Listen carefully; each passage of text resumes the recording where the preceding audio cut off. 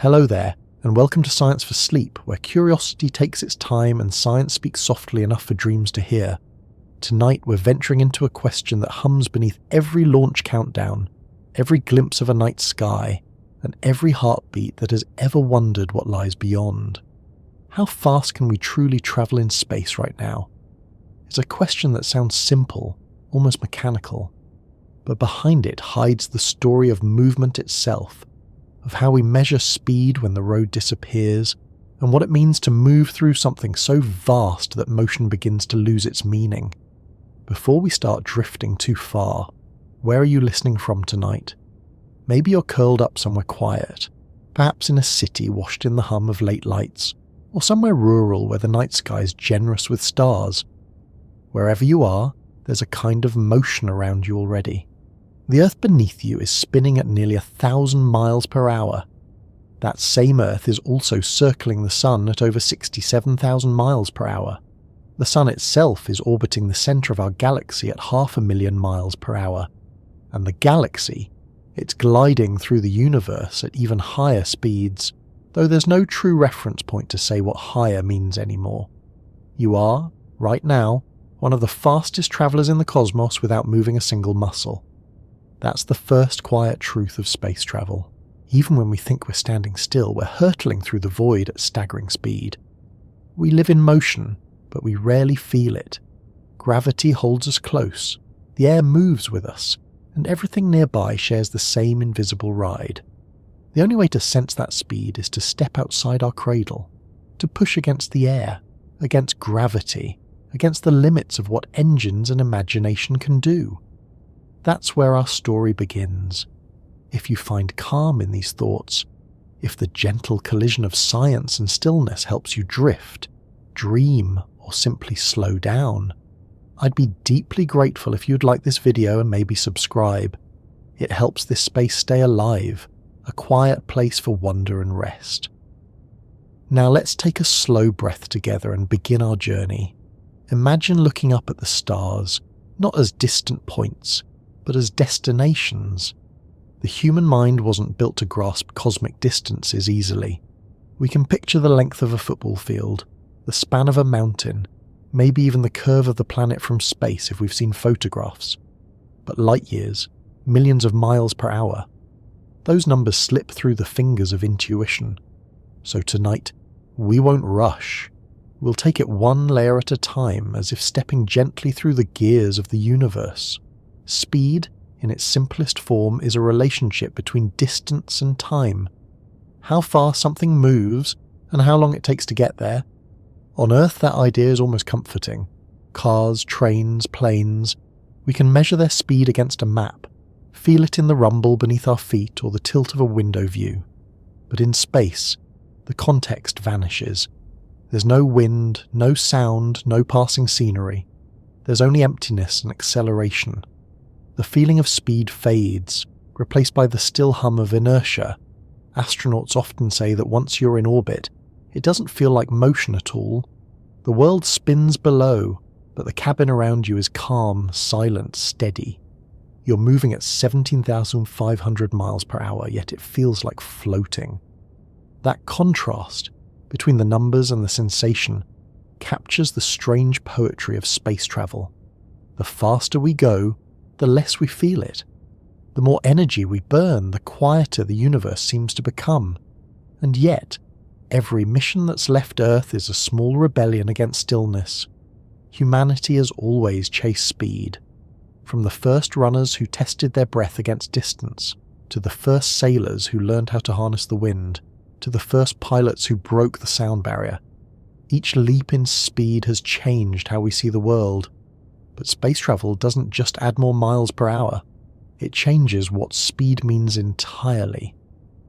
When the first rockets lifted off in the mid-20th century, they carried not just machines, but the weight of an idea that speed could be infinite if only we escaped Earth's pull. The problem, as scientists quickly learned, is that nature charges a steep toll for leaving home. To rise above the atmosphere, you need to overcome the grip of gravity, and that means reaching escape velocity. For Earth, that's about 25,000 miles per hour. Not to orbit, but to break free entirely. To put it another way, if you could hurl a stone at that speed, it would never come back down. It would slip forever into the deep. Every rocket you've ever seen on a launch pad is essentially a vessel designed to do that, to take humans or machines and accelerate them until falling and flying become the same thing. It's strange to think of fast as something that happens slowly, but that's the nature of spaceflight.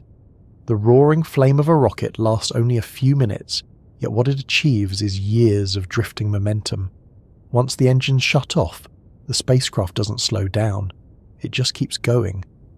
In space, without air to resist it, motion is eternal. Every object that's ever left Earth is still moving. The probes, the satellites, the discarded stages of rockets, all of them silent, steady, still coasting through their endless trajectories. This persistence is both beautiful and unsettling. When we drive a car or fly in a plane, there's always a sense of control, of friction, of feedback from the world around us. In space, there's nothing to push against. Only gravity can change your path. Every maneuver requires fuel, and fuel is precious. So most of the time, spacecraft don't burn at all. They drift. Every kilometre per second gained is a gift, a little fragment of acceleration traded for years of quiet motion. When you think of speed like that, the word itself begins to blur. What does it mean to be fast in a place with no reference frame? The International Space Station orbits Earth at 5 miles per second. That's enough to circle the planet in about 90 minutes. To the astronauts on board, it's serene. They eat, sleep, and float while continents glide past below. Meanwhile, the Parker Solar Probe, the fastest human-made object ever, whips around the Sun at over 430,000 miles per hour. That's fast enough to travel from New York to Tokyo in less than a minute. Yet if you were riding inside it, you wouldn't feel wind or vibration. You'd feel nothing at all. In space, velocity is invisible. That disconnect between feeling and fact is part of what makes speed in space such an alluring concept. On Earth, we measure speed with experience. In space, we measure it with math. And perhaps that's why the question, how fast can we travel, is as philosophical as it is physical. We're really asking how far we've come in mastering movement through nothingness, how close we are to turning the dream of the stars into something tangible. If you close your eyes for a moment, you can almost imagine what that journey feels like. The sound of launch fades. The sky turns from blue to black. The body feels lighter, then weightless. The engines cut off, and silence replaces sound. Outside, the curve of the Earth glows faintly in the sunlight, clouds drifting across oceans like breath. Every direction looks the same. There is no up or down, no forward or backward, only a direction you've decided to call out. And in that moment, speed becomes less about going somewhere and more about being somewhere new. It's humbling, isn't it? To realise that our fastest machines are still crawling compared to the distances they face. Even at hundreds of thousands of miles per hour, the nearest star would take tens of thousands of years to reach. Our technology, for all its brilliance, has only taken baby steps across the cosmic floor, and yet each step matters. Each mission that reaches a new record carries within it the momentum of all who dreamed before. When early astronomers watched planets move, they imagined perfect spheres gliding across celestial crystal. When Newton described motion, he gave us the language to calculate it. When Einstein came along, he reminded us that speed itself has a ceiling, that as we approach the speed of light, time and space begin to warp, bending the rules of perception and physics alike.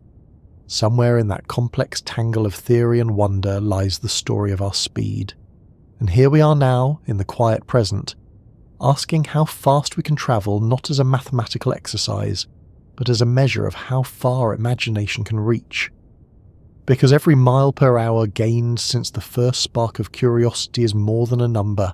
It's a statement of intent that even in the vast indifferent silence of space we keep trying to move forward.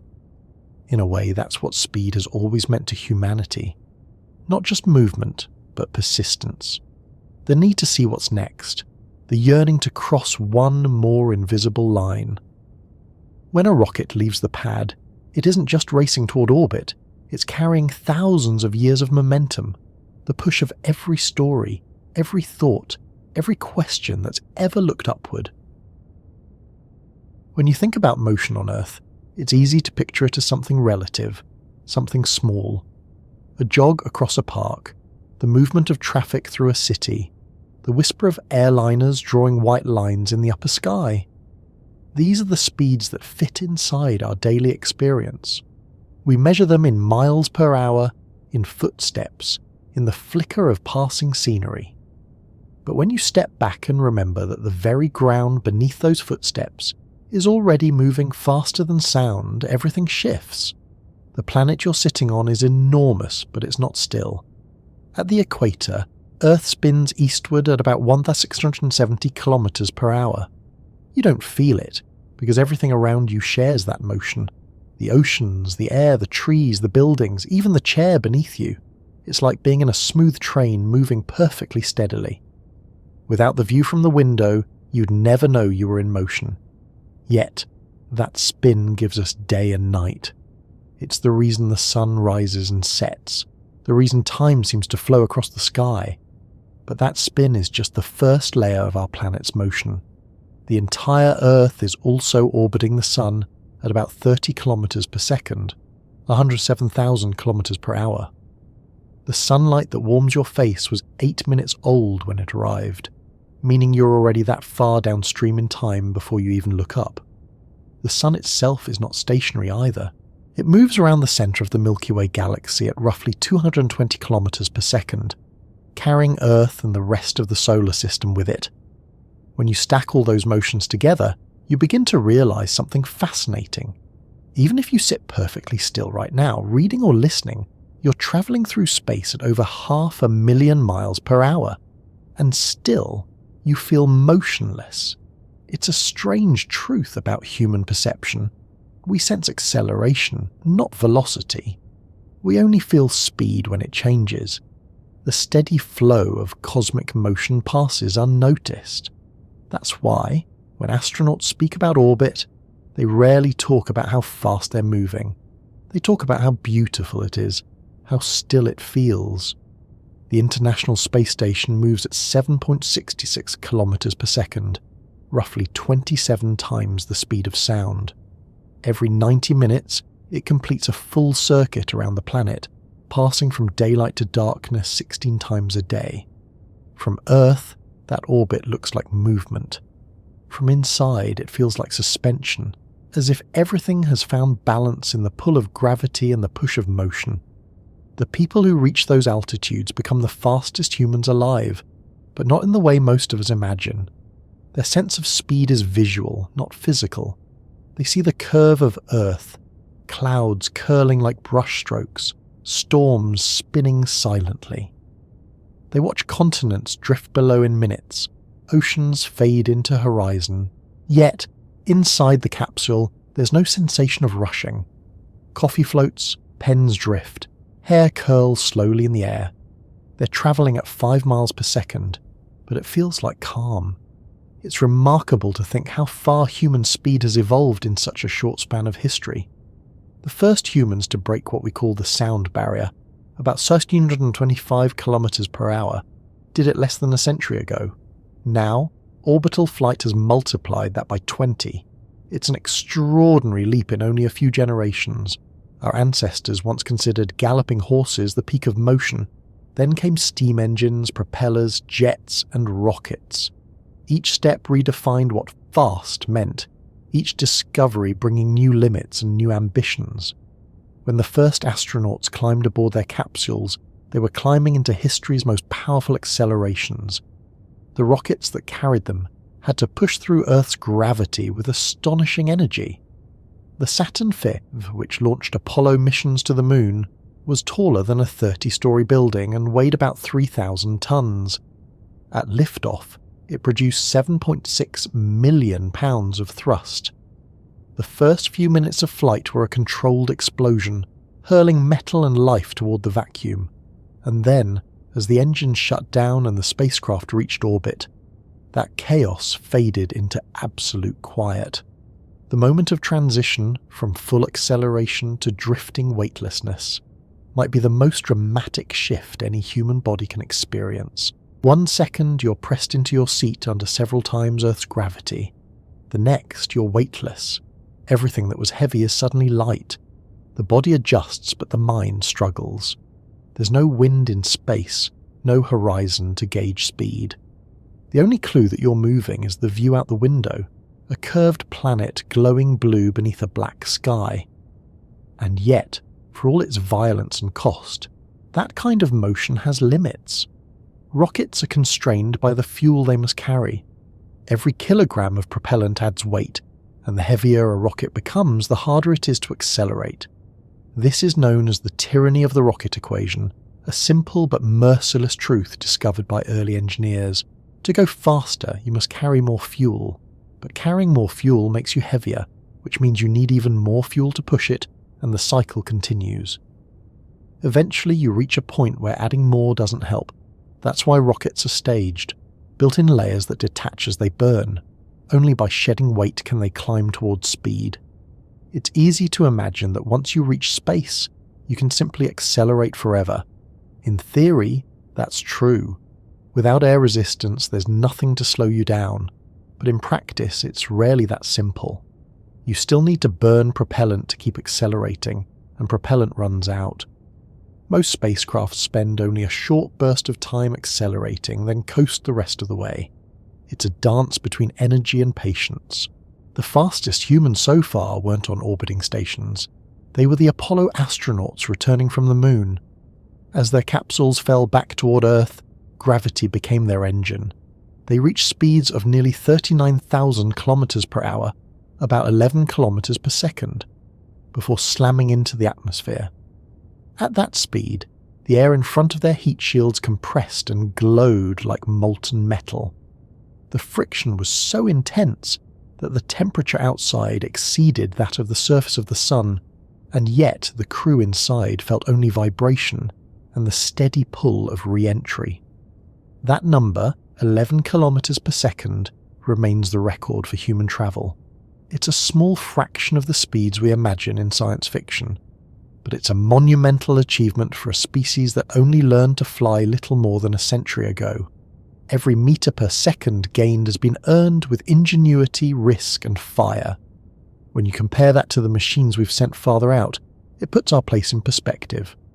The Voyager probes, launched in the 1970s, are now beyond the edge of our solar system. Each is travelling at about 17 kilometers per second, faster than any crewed spacecraft ever has, but still far from light speed. In the grand scale of the universe, these speeds are glacial. Light travels at 300,000 kilometers per second. Even the Parker Solar Probe, our current record holder for velocity, reaches only about 0.06% of that. For humans, that's breathtaking. For the cosmos, it's barely motion.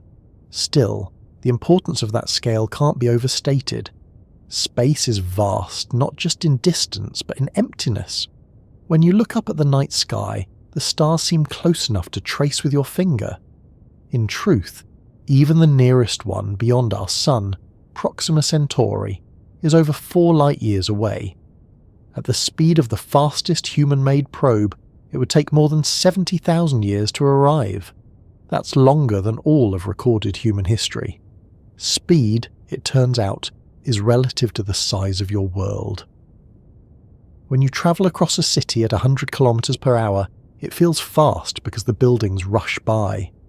When you travel across the solar system at tens of thousands of kilometers per hour, there's nothing to compare against. Motion stretches out into stillness. The mind loses its sense of scale. That's why astronauts describe space as both infinite and intimate. Infinite in its size, intimate in its silence. There's another layer to this. Moving fast doesn't just change your location, it changes time. According to Einstein's theory of relativity, time slows down for objects in motion, relative to those at rest. The faster you go, the slower your time passes compared to the world you left behind. It's not just theory, it's been measured. The difference is tiny at ordinary speeds, but measurable for astronauts and satellites. On the International Space Station, time moves a few microseconds slower per day compared to clocks on Earth. That means astronauts come home ever so slightly younger than if they'd stayed on the ground. It's a subtle effect, but it reminds us that speed isn't just about space. It bends time too. The faster we move, the more reality itself adjusts to accommodate that motion. When you think about it, that's astonishing. Simply travelling fast enough changes the rhythm of your existence, even if only a fraction of a second. Perhaps that's why space exploration feels as philosophical as it is technological. We're not just measuring how far or how fast we can go. We're testing the boundaries of what motion even means. Each new velocity touches the edge of physics and human endurance alike. For the astronauts who ride those speeds, there's a paradox. To go faster, you must surrender control. Every launch is a commitment to let go, to trust the equations, the machinery, and the invisible laws that carry you. On Earth, speed means freedom. On Earth, you press a pedal, turn a wheel, feel the wind. In space, speed means surrender. There's no friction, no steering, no stopping once the fuel is gone. You're a projectile, coasting on pure momentum. It's humbling and perhaps a little frightening. Yet it's also beautiful, because every mission, every orbit, every trajectory is an act of faith in motion itself, that the universe is consistent enough for us to navigate. The fastest humans alive may not feel the wind or the rush, but they live at the threshold of what's possible for our species right now. They embody a kind of quiet velocity, not the roar of speed, but the silence of mastery. Their motion is smooth, steady, patient, measured against the backdrop of infinity. And so, it's worth remembering that the story of how fast we can travel isn't only about records or engines, it's about perspective. Against the immensity of the cosmos, our speeds are almost stillness. But within the fragile limits of biology and engineering, they are miracles. Every kilometre per second we achieve is a whisper of progress, a small proof that we're learning to move not just through space, but through understanding. The Earth keeps turning, the sun keeps pulling, the galaxy keeps sweeping us through its spiral arms. Even in stillness, we are voyagers. Even in rest, we are fast. The farther you go from Earth, the more you begin to understand that everything about speed is tied to the simple act of escape. It's a word that feels emotional, almost human, but in physics it means something precise. To escape is to reach a velocity where gravity's pull can no longer call you back. For planets, that pull defines the boundary between what belongs and what drifts away forever. For Earth, the escape velocity is about 11.2 kilometers per second. In everyday terms, that's roughly 25,000 miles per hour. If you could throw a ball that fast, it would never come back down. It would climb and climb until the air was gone, until the blue faded into black, and it would keep going without ever falling home again. Every spacecraft we've ever launched has had to face that number, a kind of cosmic speed limit written by gravity itself. Gravity is both our protector and our warden. It holds our atmosphere close, keeps our oceans in place, and ensures that the moon never drifts away. But it also makes escape expensive. Every gram lifted from Earth must fight against the pull of a planet that weighs 6 sextillion tons. That's a 6 followed by 21 zeros. The energy needed to overcome that is enormous, and most of what we call rocket science is really about finding ways to balance that equation. It's strange how much energy it takes just to stop falling. Because that's what spaceflight really is. When you orbit Earth, you're not floating above gravity. You're falling sideways fast enough that the ground keeps curving away beneath you.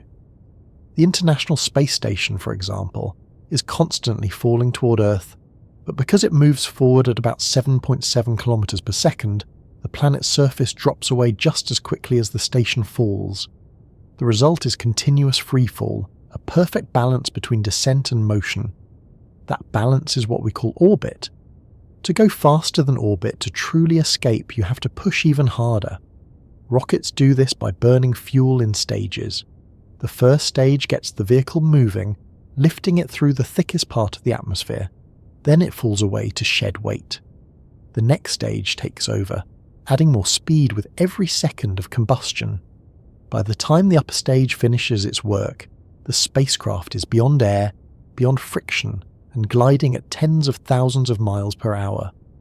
Only then can gravity begin to loosen its hold. The beauty of this process is how much of it depends on patience and precision.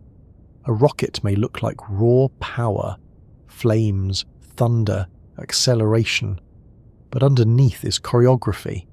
Engineers calculate every angle, every second of thrust, every gram of propellant. A tiny error in velocity can mean the difference between orbit and failure. There's a kind of poetry in that balance. You're building a machine whose purpose is to fall upward. When you look at footage of a rocket launch, it's easy to focus on the spectacle.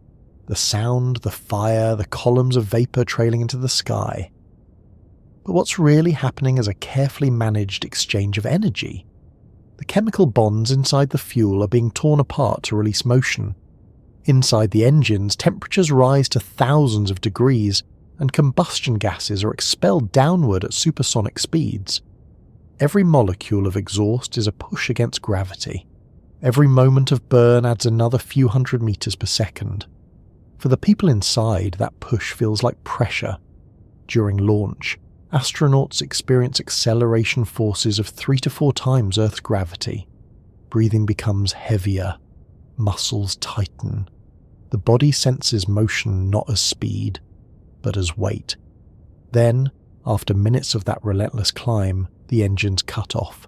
The silence is sudden. The weight disappears. Everything floats. And for the first time, Earth looks like a sphere. The horizon bends gently. The air becomes a faint haze.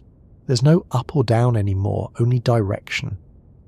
That moment, the instant when gravity loosens its grip, is one of the most transformative experiences a person can have. Many astronauts describe a sensation of awe, not just at the view, but at the realization of distance. You've left the cradle, as the Russian scientist Konstantin Tsiolkovsky once wrote, but you haven't yet learned to walk among the stars. You're suspended between home and infinity. Tsiolkovsky was one of the first people to put numbers to the dream of escape. Living in the late 19th century, long before rockets existed, he worked out the mathematics of reaching orbit and beyond. He showed that to achieve escape velocity, a spacecraft would need to carry an enormous amount of fuel and expel it at very high speed. His equation, still used today, revealed the cruel truth of rocketry. Small increases in speed require exponentially more fuel. That insight was both sobering and inspiring. It meant space travel was possible, but not easy. His ideas spread quietly at first, through journals and engineering circles, but they became the foundation for everything that followed. When the first liquid-fueled rocket lifted off in 1926, it was the physical embodiment of Tsiolkovsky's dream. The scientist himself never lived to see humans reach space, but his phrase, "Earth is the cradle of humanity, but one cannot remain in the cradle forever," became a kind of mantra for explorers. To escape the cradle is to grow up as a species, to accept the risks and rewards of motion beyond home. The first real escapes were uncrewed, small metal capsules hurled into the void on columns of flame.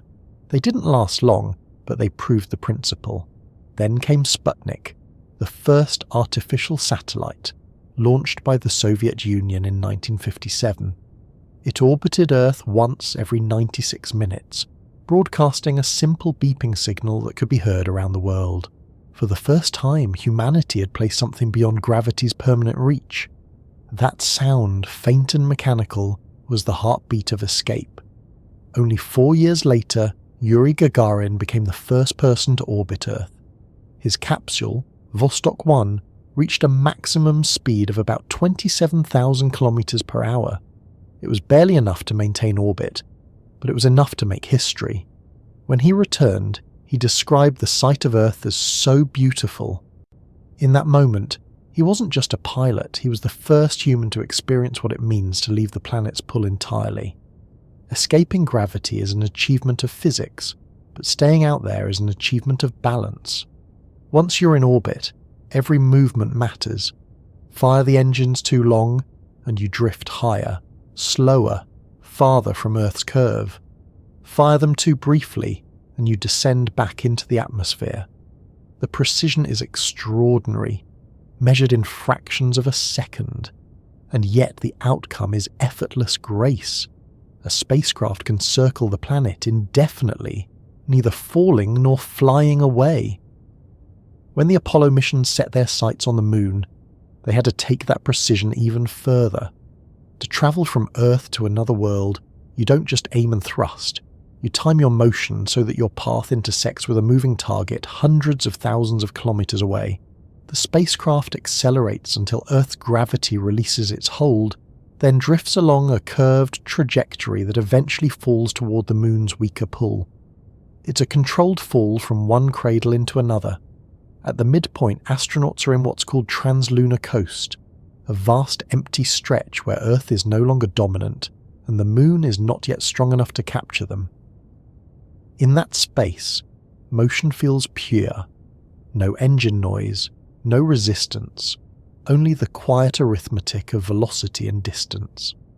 The Apollo crews travelled that path at speeds of about 11 kilometers per second, coasting on the momentum gained from their launch. They had escaped Earth completely. There's a subtle irony in how all this works. To leave Earth, you don't actually have to reach escape velocity if you can apply steady thrust over time. A spacecraft can spiral outward, gaining speed gradually until it drifts free. That's how many interplanetary missions operate. Slow, deliberate, energy efficient. The Parker Solar Probe, for instance, didn't need to accelerate to incredible speeds on launch. Instead, it used repeated gravity assists from Venus to adjust its path and increase its speed relative to the Sun. In space, patience is often the most effective engine. Still, the concept of escape velocity carries a kind of poetic weight. It represents freedom, but also responsibility. To escape means to leave behind the safety of air, the warmth of pressure, the comfort of certainty. It's a commitment to inertia. Once you cross that line, there's no friction to stop you.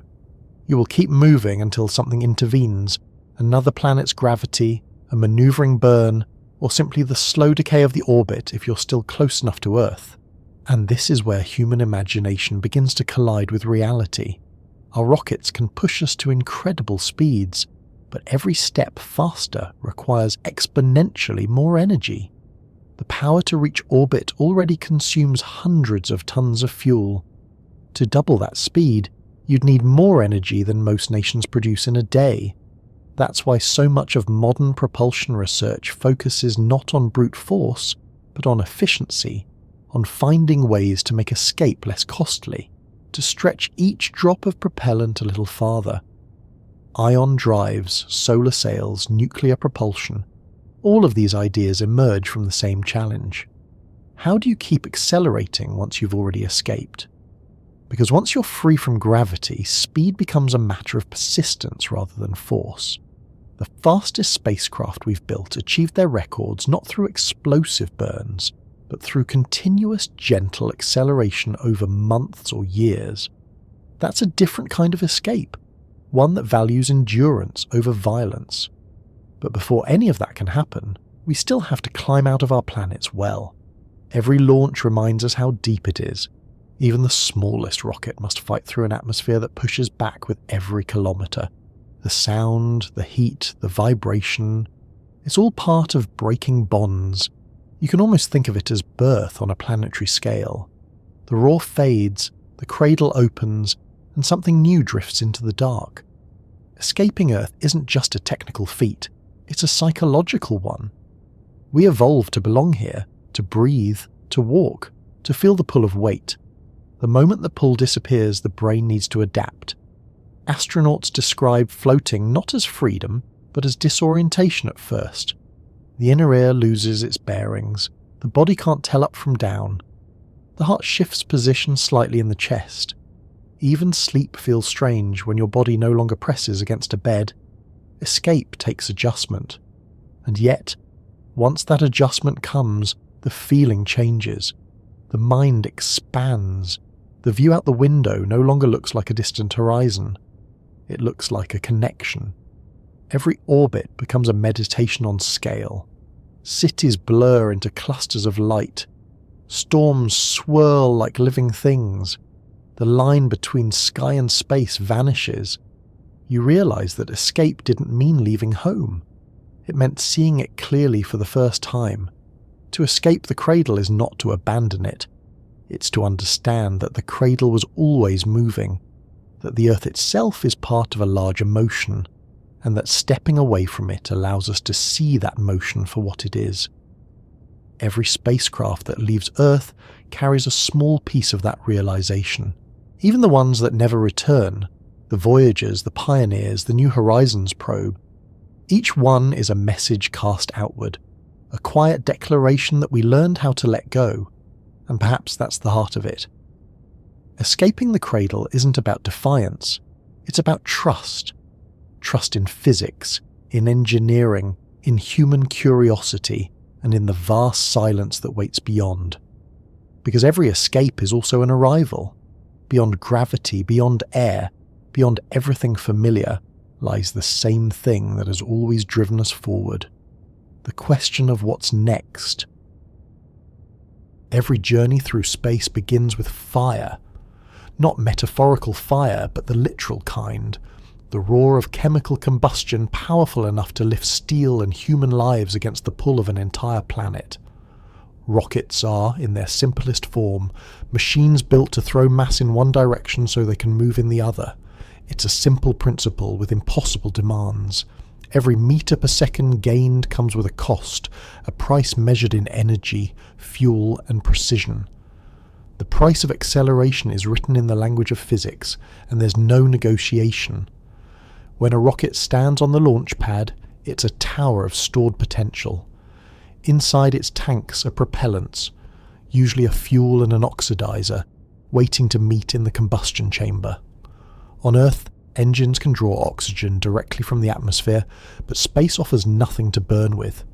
So rockets carry their own oxidizer, which means more mass, which means more fuel to push that mass, and so on. The result is a delicate, towering compromise. The structure itself is mostly fuel. Less than 10% of its weight at launch is payload, the capsule, instruments, or satellites it's meant to carry.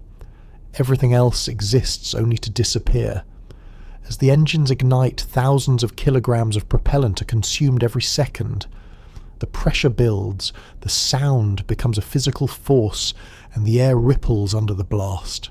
Slowly, impossibly, the rocket begins to rise. For a few seconds it looks hesitant, almost clumsy, as if reconsidering its decision to leave. Then, as the thrust overcomes gravity, it climbs, accelerating faster and faster as the fuel burns away and the weight drops. Every second of combustion increases speed, but also consumes the very resource that makes acceleration possible. That's the first lesson of rocketry. Motion is always borrowed, never free. To understand the scale of this exchange, consider what it takes to reach orbit. The Saturn V, the rocket that carried Apollo missions to the Moon, burned through about 20 tons of fuel every second in its first stage. In the 2.5 minutes before separation, it consumed over 2,000 tons of propellant, the equivalent of an Olympic swimming pool of fire disappearing in less time than a song. The energy released by that burn could power a city for hours, but in spaceflight it barely covers the first few hundred kilometers of climb. The air thins quickly as the rocket ascends. At around 50 kilometers above sea level, the blue fades toward darkness. The engines burn more efficiently there because there's less drag, but control becomes more delicate. A small deviation in thrust can send the entire vehicle off course. Guidance systems, gyroscopes, and computers work continuously to keep it steady. Pilots or automated programs adjust the vector of the engines by degrees, so the rocket follows the proper arc. steep enough to escape gravity, shallow enough to establish orbit. Every second the path changes, and with it the balance between upward and forward velocity. When the first stage finishes its burn, it detaches and falls away, tumbling back through the atmosphere to be destroyed or recovered. The second stage ignites, adding more speed. Each stage is lighter, faster, and shorter-lived than the one before. By the time the final engine cuts off, the spacecraft has reached its target velocity, about 7.8 kilometers per second if it's entering low Earth orbit, or 11.2 if it's leaving entirely. Beyond that, there is no more upward motion, only motion along the curve of the planet. The engines shut down, the noise stops, and the violent acceleration turns instantly into stillness. Inside, astronauts describe that moment as eerie. The pressure that had pinned them to their seats vanishes. Objects drift. The only sound is the quiet hum of life support systems. After minutes of crushing force, there's sudden freedom. The body and mind adjusting to a state where there's no top or bottom, no sense of speed, just the soft inertia of success. Outside the window, the Earth glows below, enormous and silent. That transition marks the boundary between energy and emptiness. The engines can rest, but the cost of getting there is immense. For every kilogram delivered to orbit, dozens were burned in the process. The economics of acceleration are unforgiving. That's why space agencies spend so much effort refining every gram. Lighter materials, more efficient engines, smarter trajectories. Every kilogram saved on structure is a kilogram gained for science or crew or future thrust. The earliest rockets were crude but powerful. They used simple chemical reactions, liquid oxygen combined with kerosene or liquid hydrogen, to create thrust. The physics are elegant. Combustion heats gas, the gas expands, and when forced through a nozzle, it accelerates outward. The reaction pushes the rocket forward with equal force. This is Newton's third law in its purest form. For every action, an equal and opposite reaction. But nature doesn't give anything for free. The faster you want to go, the more mass you must expel, and the faster you must expel it. This is where the rocket equation appears again, a compact formula that determines the relationship between velocity, exhaust speed, and the ratio of starting mass to final mass.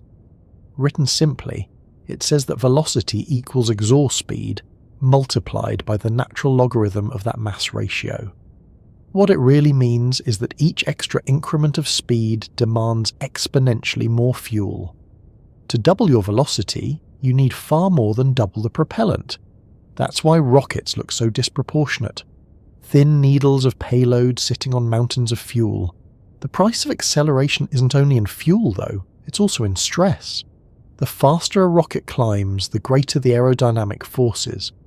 As it passes through the lower atmosphere, it encounters what engineers call max Q, the point where the combination of air pressure and velocity exerts the greatest mechanical load on the structure. The vehicle shakes, flexes, and groans. Panels vibrate, seals stretch, bolts experience tons of tension. Every mission must survive those seconds of maximum stress before the atmosphere thins and the forces fade. There's something humbling about the fact that every successful launch, no matter how routine it looks from the ground, flirts with destruction for that brief interval. The balance between thrust, drag and structure is razor thin. If the engines burn too hot, the vehicle might tear apart. If they underperform, it could fall back. The price of acceleration is precision, and precision is hard won.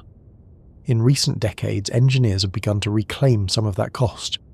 Reusable rockets, once thought impossible, are now landing back on Earth, descending through the same air they once conquered, guided by computers and thrusters to settle upright on narrow pads. The first time a booster returned safely from orbit, it felt almost magical, like watching gravity and technology strike a temporary truce. But behind the spectacle was pure mathematics. Reusability doesn't just save hardware, it saves energy, material, and time. It allows us to invest the price of acceleration once, then reuse it again and again. Still, the fundamental equation remains the same. Chemical rockets, no matter how refined, are limited by their exhaust velocity, typically a few kilometers per second. The energy density of chemical fuels is finite. No matter how efficient we become, there's a ceiling to how much speed we can buy with chemistry alone. That's why every discussion of future propulsion, from ion engines to nuclear thermal rockets, begins with the same question: how do we accelerate more without burning everything we carry? The ion drive offers one answer. Instead of explosive bursts of thrust, it uses electricity to accelerate charged particles, ions, out of the engine at extremely high speed. The thrust is tiny, often less than the weight of a sheet of paper, but it can run continuously for months or years. Over time, that gentle push accumulates into extraordinary velocity. It's not practical for lifting off from Earth, but once in space, it's unmatched for efficiency. The Deep Space One and Dawn missions both used ion propulsion to visit multiple asteroids and planets with minimal fuel. Their success proved that slow acceleration can be more powerful than brute force. There's something elegant about that idea, trading intensity for endurance, power for patience. It mirrors how much of the cosmos itself operates. Stars burn steadily for billions of years rather than in brief bursts. Orbits persist because of balance, not strength. The universe, in its quiet way, rewards consistency over violence. Ion engines follow that same logic.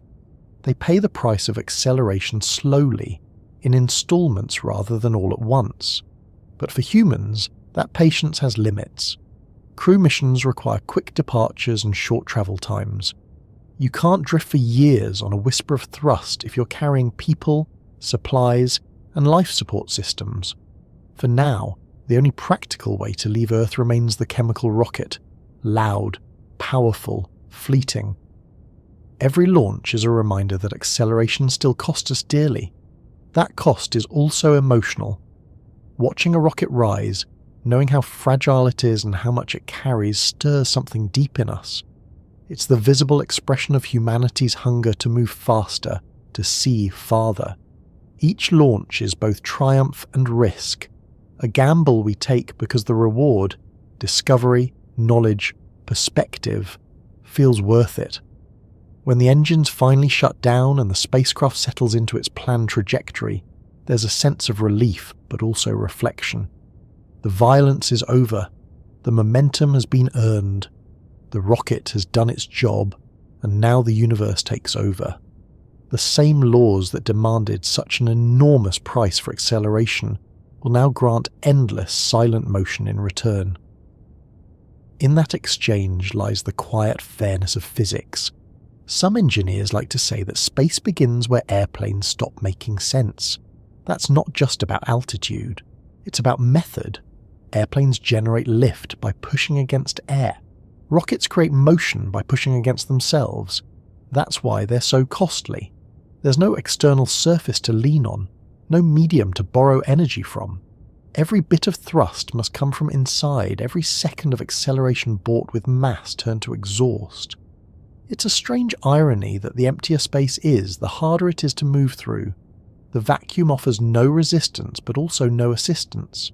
Motion there is pure, no drag, no turbulence, but getting there requires a kind of sacrifice. The rocket must shed its weight, its fuel, its stages, even parts of itself, until only the essentials remain.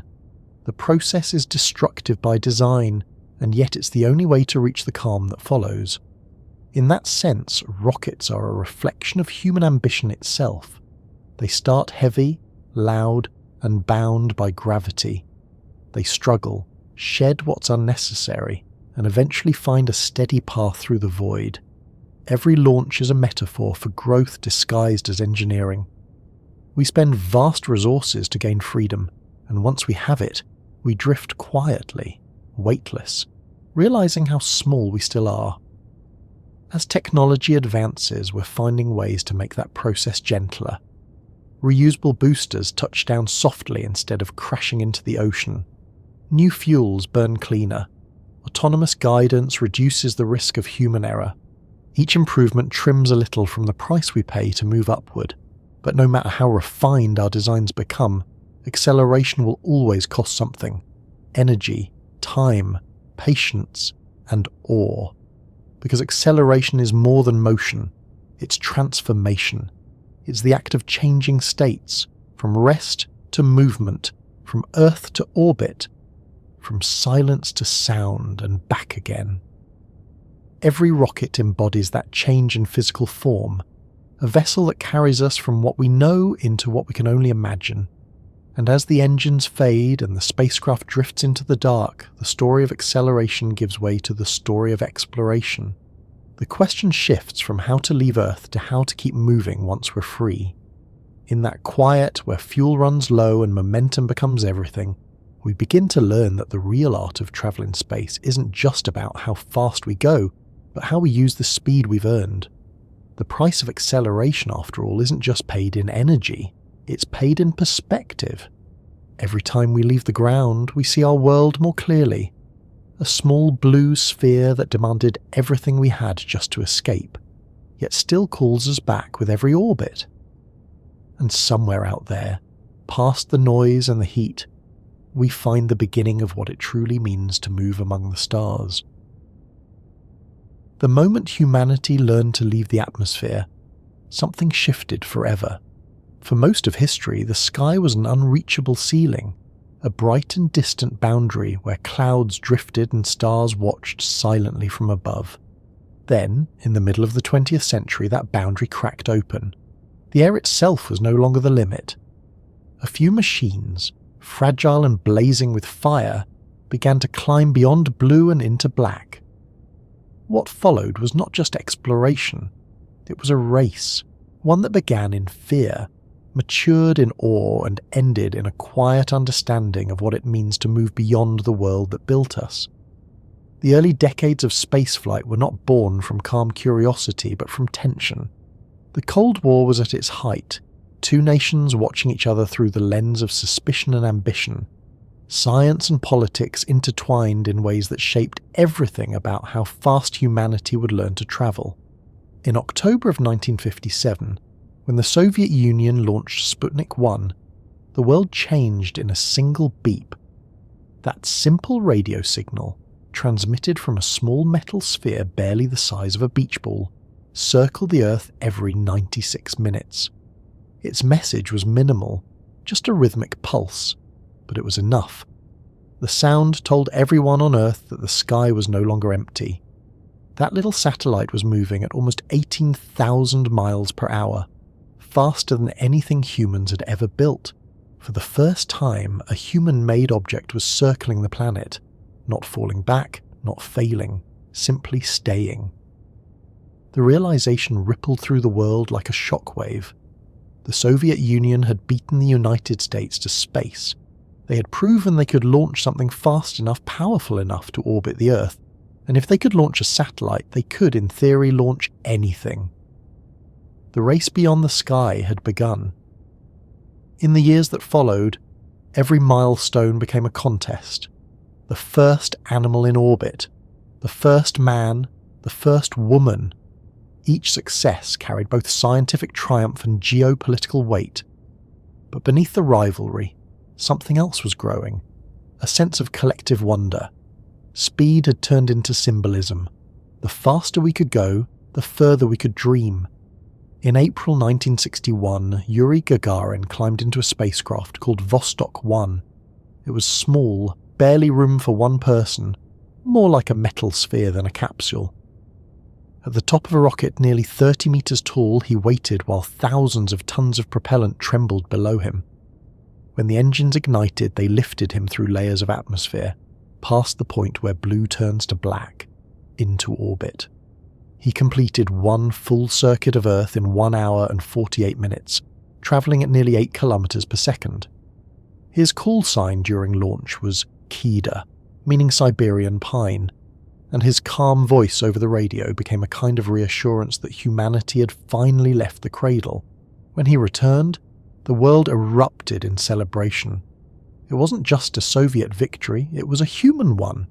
a person had circled the planet, seen the curve of the horizon, and returned alive. Gagarin's words, simple and soft, carried a resonance that outlasted any political speech. "I see Earth. It is so beautiful." Not long after, another flight followed, this time from the United States. Alan Shepard's Freedom 7 flight reached space just a few weeks later, though it didn't complete a full orbit. Still, it proved that America was catching up. Then came John Glenn, who orbited Earth 3 times in 1962, and Valentina Tereshkova, who became the first woman in space in 1963.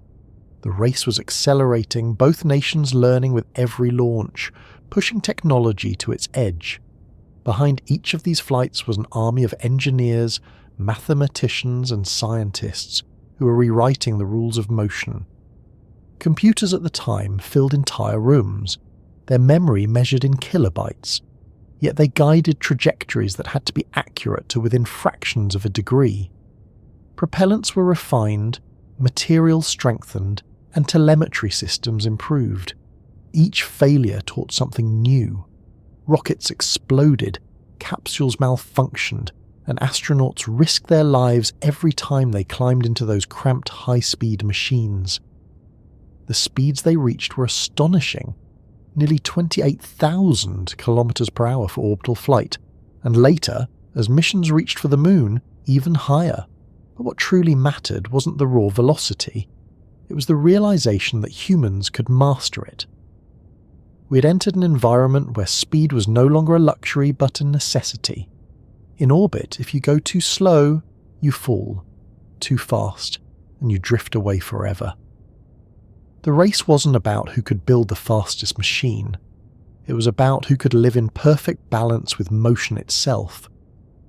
When President John F. Kennedy stood before Congress in 1961 and declared that America would land a man on the moon and return him safely before the decade's end, it sounded impossible.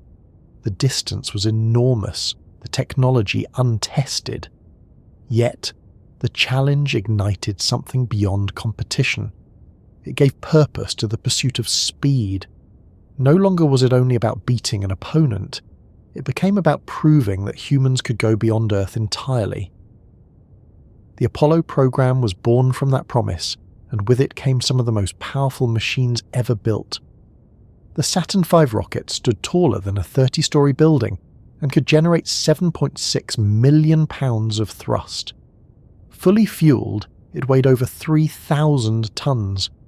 When it launched, the ground shook miles away. It was as if the planet itself were helping it leave. Each stage fired in sequence, adding more and more speed until the spacecraft reached over 11 kilometers per second, fast enough to escape Earth's gravity. The astronauts who rode those rockets became the fastest humans in history. During re-entry, as they fell back toward Earth, their capsules reached speeds exceeding 39,000 kilometers per hour. No person before or since has moved faster relative to the planet's surface. That speed was not an abstraction. It was the difference between success and tragedy, between orbit and open space, between life and silence. In July 1969, when Apollo 11 touched down on the moon, the race that had begun with a beeping sphere 12 years earlier reached its quiet conclusion. Neil Armstrong and Buzz Aldrin stepped onto another world, moving slowly in the low gravity, their every motion deliberate. The contrast was poetic. After years of chasing velocity, humanity's greatest achievement in speed ended in a moment of stillness. A footprint pressed into dust that had never known motion before. That moment reshaped how we thought about travel. The race beyond the sky had begun with rivalry, but ended with perspective. The sight of Earth hanging in the blackness, small, delicate, luminous, changed everything. The astronauts described it as a revelation. From that distance, there were no borders, no rival nations, just one world suspended in darkness. The true destination, they realized, wasn't the moon. It was understanding our own place in motion. After Apollo, the intensity of the race slowed. The political urgency faded, but the momentum of discovery continued. The focus shifted from speed to endurance, from how fast we could reach space to how long we could stay there. The space shuttle era began in 1981, turning spaceflight from one-way missions into something reusable and routine. The shuttles were slower than lunar craft, but more sustainable. They orbited Earth at about 28,000 kilometers per hour, carrying crews of up to 7 people. They delivered satellites, built the International Space Station, and taught us how to live and work in microgravity. Even as speed became less of a headline, the achievements of that period deepened our understanding of acceleration and re-entry. Engineers developed better heat shields, more precise guidance systems, and reusable engines that could withstand repeated launches. The race was no longer about who could go fastest, but who could go smartest, who could make speed sustainable. Beyond human missions, robotic explorers carried the torch of acceleration. Probes like Pioneer, Voyager, and later New Horizons achieved speeds no crude craft could match. They were light, durable, and tireless. Voyager 1, launched in 1977, used the gravitational pull of giant planets like Jupiter and Saturn to slingshot itself toward the outer reaches of the solar system. Each encounter added speed without using additional fuel, a maneuver known as a gravity assist. By borrowing momentum from planets, Voyager 1 eventually reached over 17 kilometers per second relative to the Sun. That speed, achieved decades ago, still carries it farther every second. It has now crossed into interstellar space, still whispering data back to Earth across billions of kilometers. That technique, using gravity itself as an engine, became one of the most elegant discoveries in the history of travel. Instead of fighting nature, we learned to collaborate with it. A spacecraft could dive close to a planet, let its gravity pull it in, then swing around and use that pull to accelerate outward. The planet's orbit slows by an imperceptible fraction, but the spacecraft gains enormous speed. It's a trade invisible to the eye, yet capable of propelling machines to the edge of the solar system. The race beyond the sky, then, was never truly about rivalry. It was about learning how to move in harmony with the forces that govern motion itself. Gravity, thrust, inertia, time, all of them part of the same quiet conversation between matter and energy. Every launch, every orbit, every flyby is a sentence in that ongoing dialogue. When we talk about the fastest in space, we usually think of numbers, thousands of kilometers per hour, fractions of light speed. But there's another kind of speed that emerged from that era, the speed of understanding. What took nature billions of years to create, stars, planets, orbits, we began to grasp within a few generations. That leap in knowledge was its own form of acceleration. We learned not just how to move through the universe, but how to think within its terms, and even as the race cooled, the dream persisted. Every new mission carried within it the same question that launched the first. How far, how fast, how much closer to the stars can we reach? New nations joined, private companies emerged, and what was once a duel between superpowers became a shared pursuit. Now, as reusable rockets rise and land with machine-like precision, as probes skim the edge of the sun, as telescopes peer deeper into time itself, the race beyond the sky continues, quieter, steadier, but still burning with the same desire to move forward. The next frontier is no longer a contest but a collaboration. It's a slow unfolding of possibility, humans and machines learning how to share the velocity of space without losing the calm of purpose. The distances remain vast, the physics unchanged, the costs immense. But the fear that once fueled the race has softened into wonder. We no longer look up to challenge the sky. We look up to understand it. The speed that once divided us has become the speed that connects us. Satellites orbiting at thousands of kilometers per hour link voices across continents, guide ships through oceans, and map the surface of the world in real time. The very instruments of rivalry have become the infrastructure of unity. In that sense, the race beyond the sky never truly ended. It simply changed direction, from competition outward to collaboration inward. Every time a new rocket launches now, there's still a flicker of that old thrill. The engines ignite, the countdown echoes, and for a moment, humanity remembers what it feels like to defy gravity together. The numbers, the speed, the altitude, still matter, but they're no longer the story's heart. The real wonder is that we can do it at all. That we can take something as heavy as hope, fill it with fire and watch it rise into the endless dark. And as the rocket disappears from sight, its flame fading to a pinprick against the sky, we're reminded that speed isn't the opposite of stillness. It's another way of reaching it. The faster we go, the more distant Earth becomes and the more clearly we can see it. From orbit, from the moon, from the edges of the solar system, everything else slows down. The race beyond the sky, it turns out, was never just about getting there first. It was about learning what it means to move at all, to measure distance not in kilometers, but in understanding. The machines that now drift beyond the edges of our solar system began as sparks of imagination, born in laboratories and workshops where people dared to think about speed not as a limit, but as an invitation. Each one was built to go faster than anything before it, to turn the dream of motion into a tangible path across the stars. These are the swiftest machines we've ever built, human creations that have reached velocities our ancestors could not have even imagined, yet all of them powered by the same quiet physics that govern a falling apple or a spinning planet. The story of these machines begins in the decades after humanity first learned to escape Earth. Once we knew how to leave, the question shifted from if to how far. Rockets had taken people into orbit to the moon and back, but machines could go farther, faster, and endure for years where no life could survive. They didn't need air, comfort, or return tickets. They only needed precision, patience, and enough momentum to carry them through silence. One of the earliest and most enduring of these travellers was Voyager 1.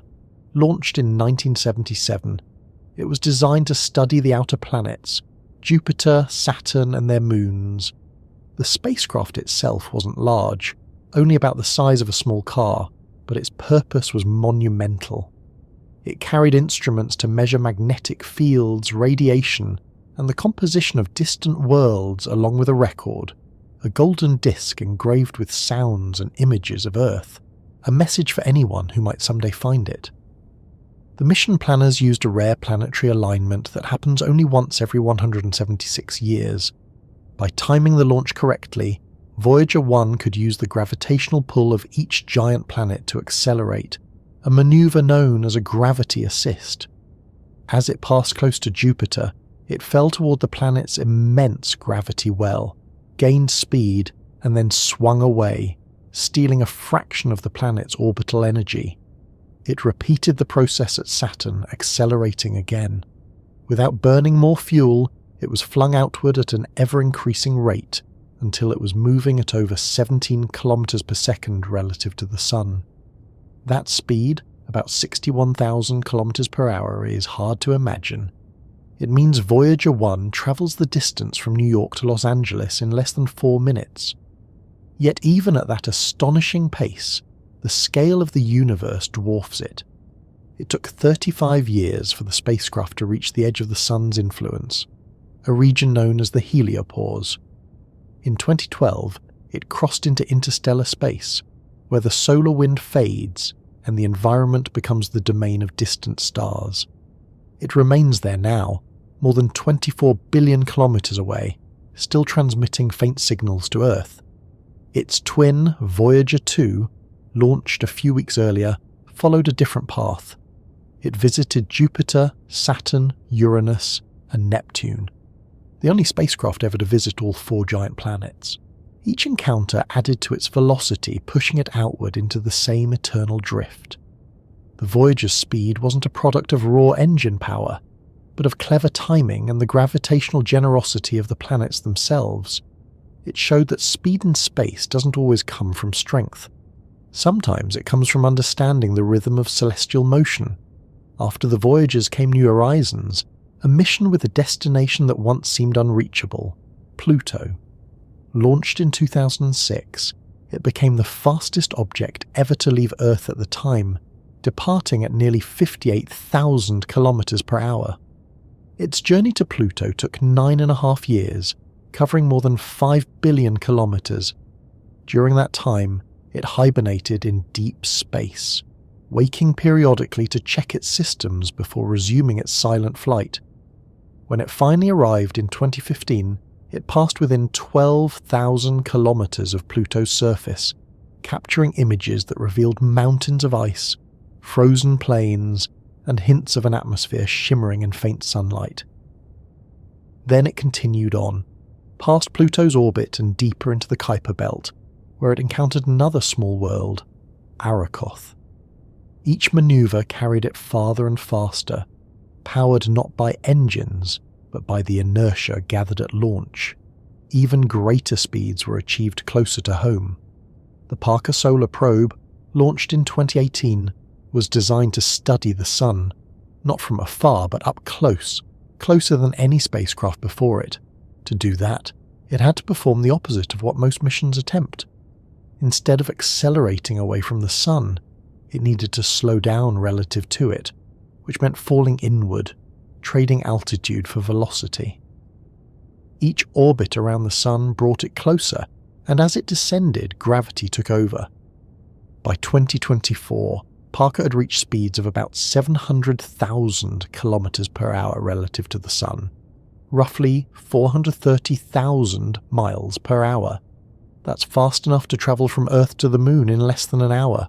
To survive such proximity, it carries a heat shield that withstands temperatures over 300 degrees Celsius, protecting instruments that operate in the shadow behind it. In the void between orbits, the spacecraft glides silently, its instruments measuring solar winds and magnetic fields while moving faster than any human-made object in history. Speed in space, however, is a strange concept. It depends entirely on what you compare it to. Parker Solar Probe is the fastest relative to the Sun, but other spacecraft have reached higher speeds relative to Earth or other bodies. The Helios probes of the 1970s, also sent to study the Sun, reached over 250,000 kilometers per hour in their elliptical orbits. The Juno spacecraft, currently orbiting Jupiter, achieved more than 265,000 kilometers per hour during its closest approach to the planet, pulled by the gas giant's immense gravity. These speeds sound immense, but what's most remarkable is how steady they are. In the vacuum of space, once acceleration stops, nothing slows you down. There's no air resistance, no friction, no drag. The spacecraft will keep moving forever, or until gravity alters its course. That's why many of these machines will outlive their creators. Their speed will carry them onward through centuries, their paths unchanged except by the faint tugs of distant stars. It's humbling to think that the fastest things we've ever built are now beyond our sight, yet still connected to us by the narrow thread of radio waves. Each one transmits data across billions of kilometers, and though the signals weaken, they persist. Voyager 1's current messages take more than 22 hours to reach Earth, traveling at the speed of light. That means when we receive its data, it's already a record of the past, a delayed echo of a machine still racing through space at unimaginable speed. These machines have redefined how we understand motion. They've shown that speed is not only a measure of distance over time, but also of endurance over silence. A car, a plane, or even a rocket can only sustain speed for minutes or hours. These spacecraft have maintained it for decades. Their engines have long been shut off, yet they remain in motion, not slowing, not fading, simply moving forward through the endless dark. It's also a reminder that the word fast is always relative. Even at hundreds of thousands of kilometers per hour, these machines are crawling compared to light, which travels nearly 300,000 kilometers every second. At that rate, light from the Sun reaches Earth in just over 8 minutes. The Parker Solar Probe, the fastest machine ever built, would take over a month to cover that same distance. That gap between the attainable and the ultimate defines the boundary of our current technology. Yet, Within that boundary, there's beauty and precision. To achieve these velocities requires extraordinary accuracy. Every trajectory, every burn, every gravitational flyby must be calculated to within meters, even when travelling billions of kilometres. A small miscalculation at the start could mean missing a planet by millions of miles. Navigation in space is a discipline of patience. Engineers track the faint signals from deep space antennas, measure Doppler shifts in frequency to detect changes in velocity, and adjust accordingly with gentle course corrections. The smallest nudge can mean success or failure, but every successful adjustment is proof that we can control motion across interplanetary scales. The machines that achieve these feats are not large, but they are profound. Each one carries the weight of human curiosity, wrapped in metal and circuitry. They don't experience speed the way we do. There's no sensation, no wind, no vibration, yet their movement tells a story of persistence. They embody the idea that once set in motion, a human creation can continue to explore long after its makers are gone. The instruments aboard these spacecraft are small miracles in themselves. The cameras that captured the first close-up images of Jupiter's storms, the magnetometers that traced invisible fields through space, the sensors that felt the particles of solar wind, all of them are extensions of human perception. They transform speed into knowledge. The faster they move, the more they encounter, and the more they send home. Even today, new generations of spacecraft are being designed to break existing records. Concepts for solar sails, which use the pressure of sunlight itself to accelerate, could one day achieve continuous speed increases without fuel. Projects like Breakthrough Starshot imagine gram-scale probes propelled by lasers, accelerating to a fraction of light speed to reach nearby stars within decades instead of millennia. The energy requirements are staggering, but the principle is sound. Acceleration through light, speed through patience. Each of these efforts traces its lineage back to the same question that once inspired the first rockets. How fast can we go? And what does that mean for where we can reach? The answer, so far, has always been the same. Faster than before, but never fast enough to touch the limits of imagination. If you think of speed as an expression of intent, then these machines are our most honest reflection. They are humanity's will to move turned into metal. They show that even when we can't follow in person, we can send our curiosity ahead, let it travel where our bodies cannot. And in that way, we're already explorers far beyond our own reach. The swiftest machines we've ever built are not just records of velocity. They're records of endurance, of how long we can maintain focus, how far we can sustain attention. They remind us that progress in speed is not only measured by how fast we move, but by how long we continue to care about what we've set in motion. The Voyagers are still transmitting because people on Earth are still listening. The signals are faint, delayed, and fragile, but they persist because curiosity hasn't stopped. And as those signals travel through the void, their journey continues on two levels, one physical, one symbolic. Physically, they move at tens of thousands of kilometers per hour, drifting farther from the sun with every passing second. Symbolically, they carry the memory of what it took to make them, the years of work, the generations of thought.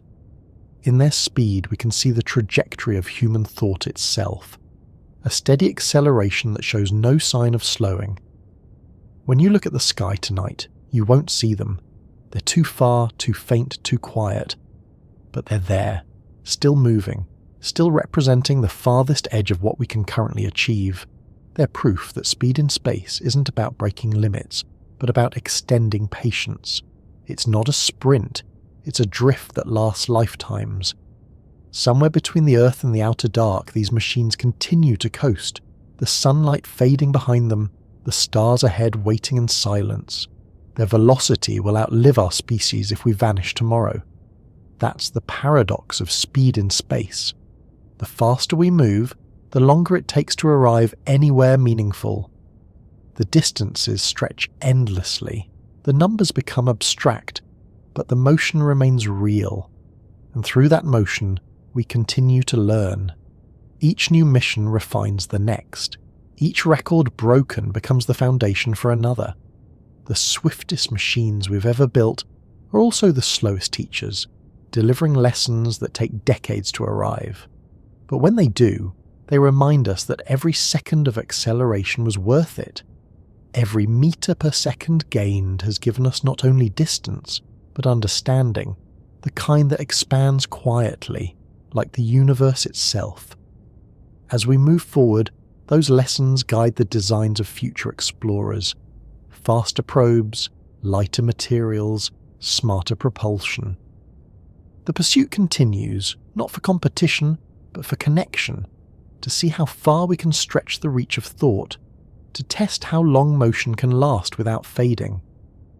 The swiftest machines we've ever built are already part of that experiment, still teaching us what speed means when measured not in moments, but in eternity.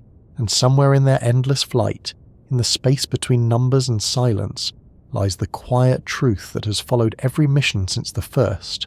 Speed is never the destination. It's the medium that carries us toward everything we have yet to know.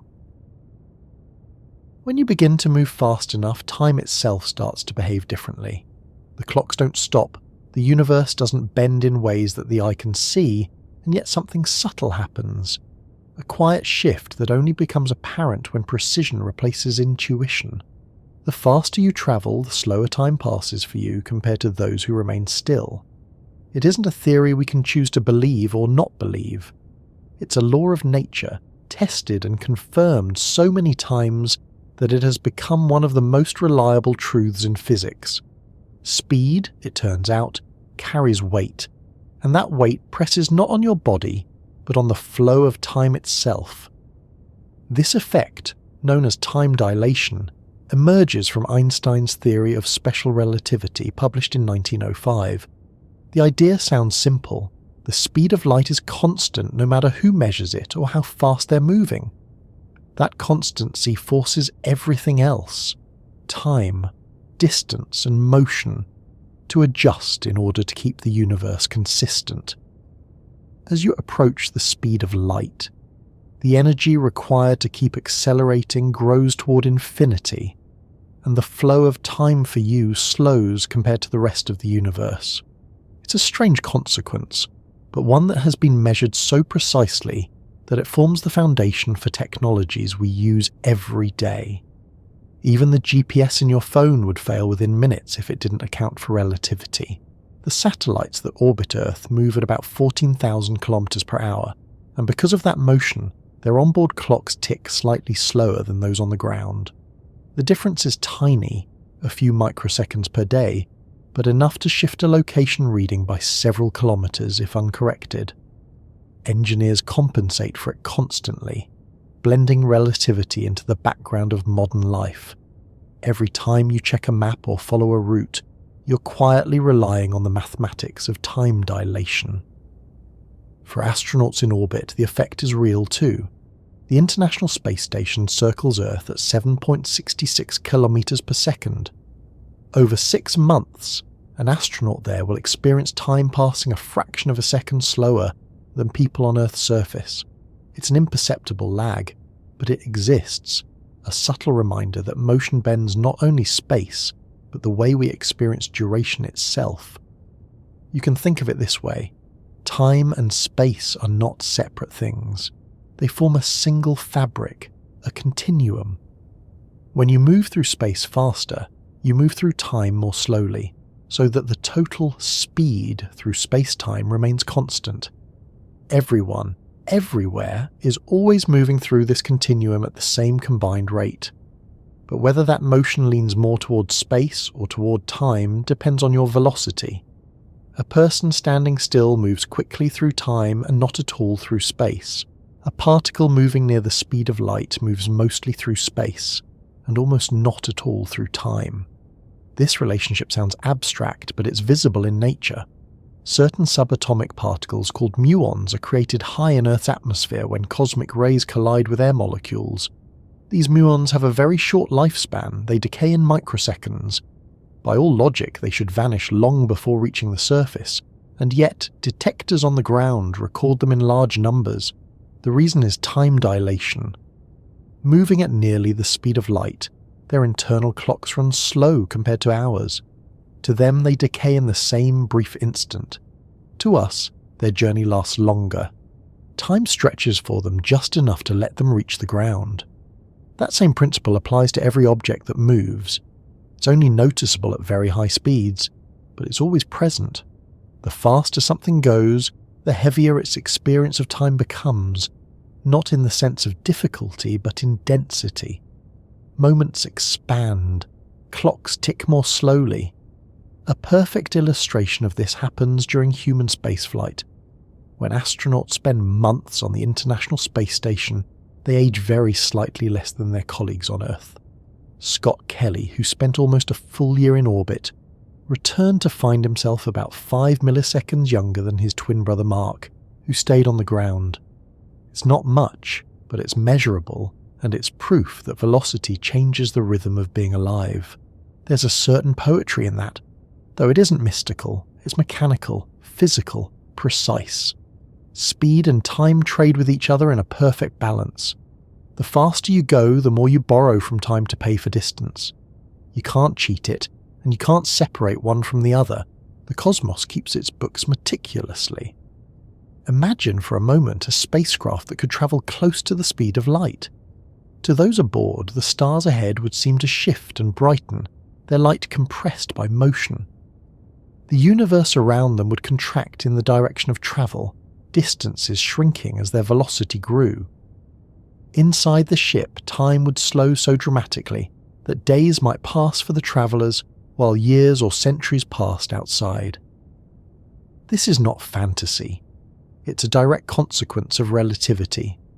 At 99% the speed of light, time would flow about 7 times slower for those aboard than for observers at rest. At 99.9%, it would slow by a factor of 22. The faster you move, the more the universe ages around you.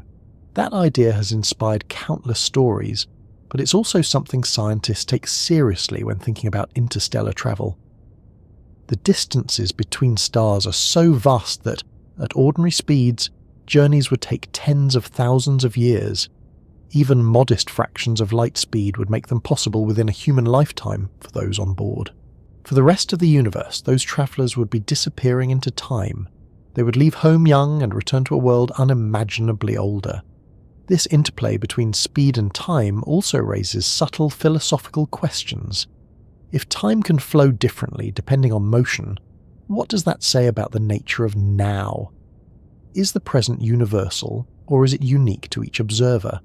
Einstein showed that simultaneity, the idea that 2 events happen at the same time, depends on where you are and how fast you're moving.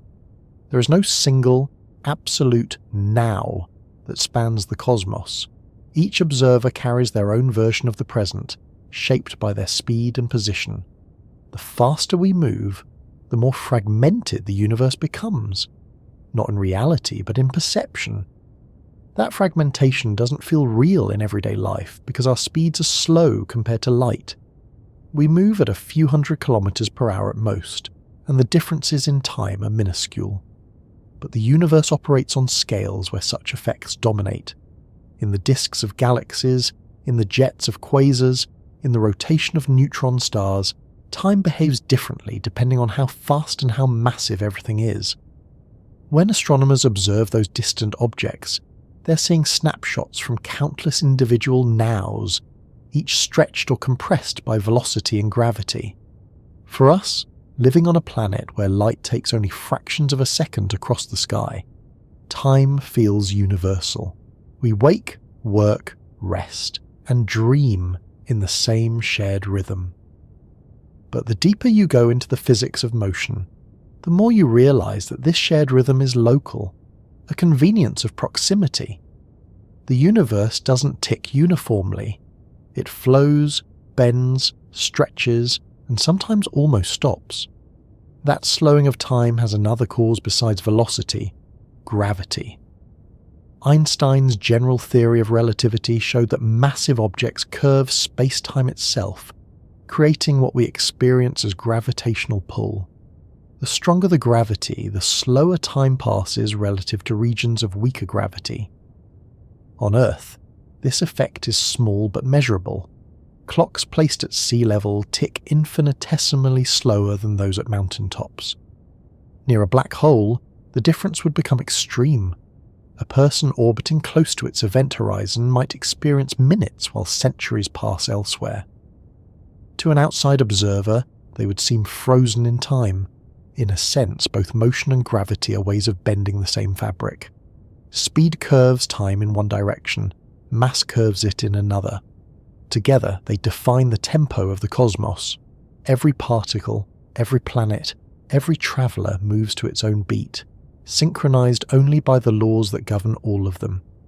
When astronauts describe seeing the Earth from orbit, they often talk about perspective, how small and fragile the world looks, how interconnected everything seems.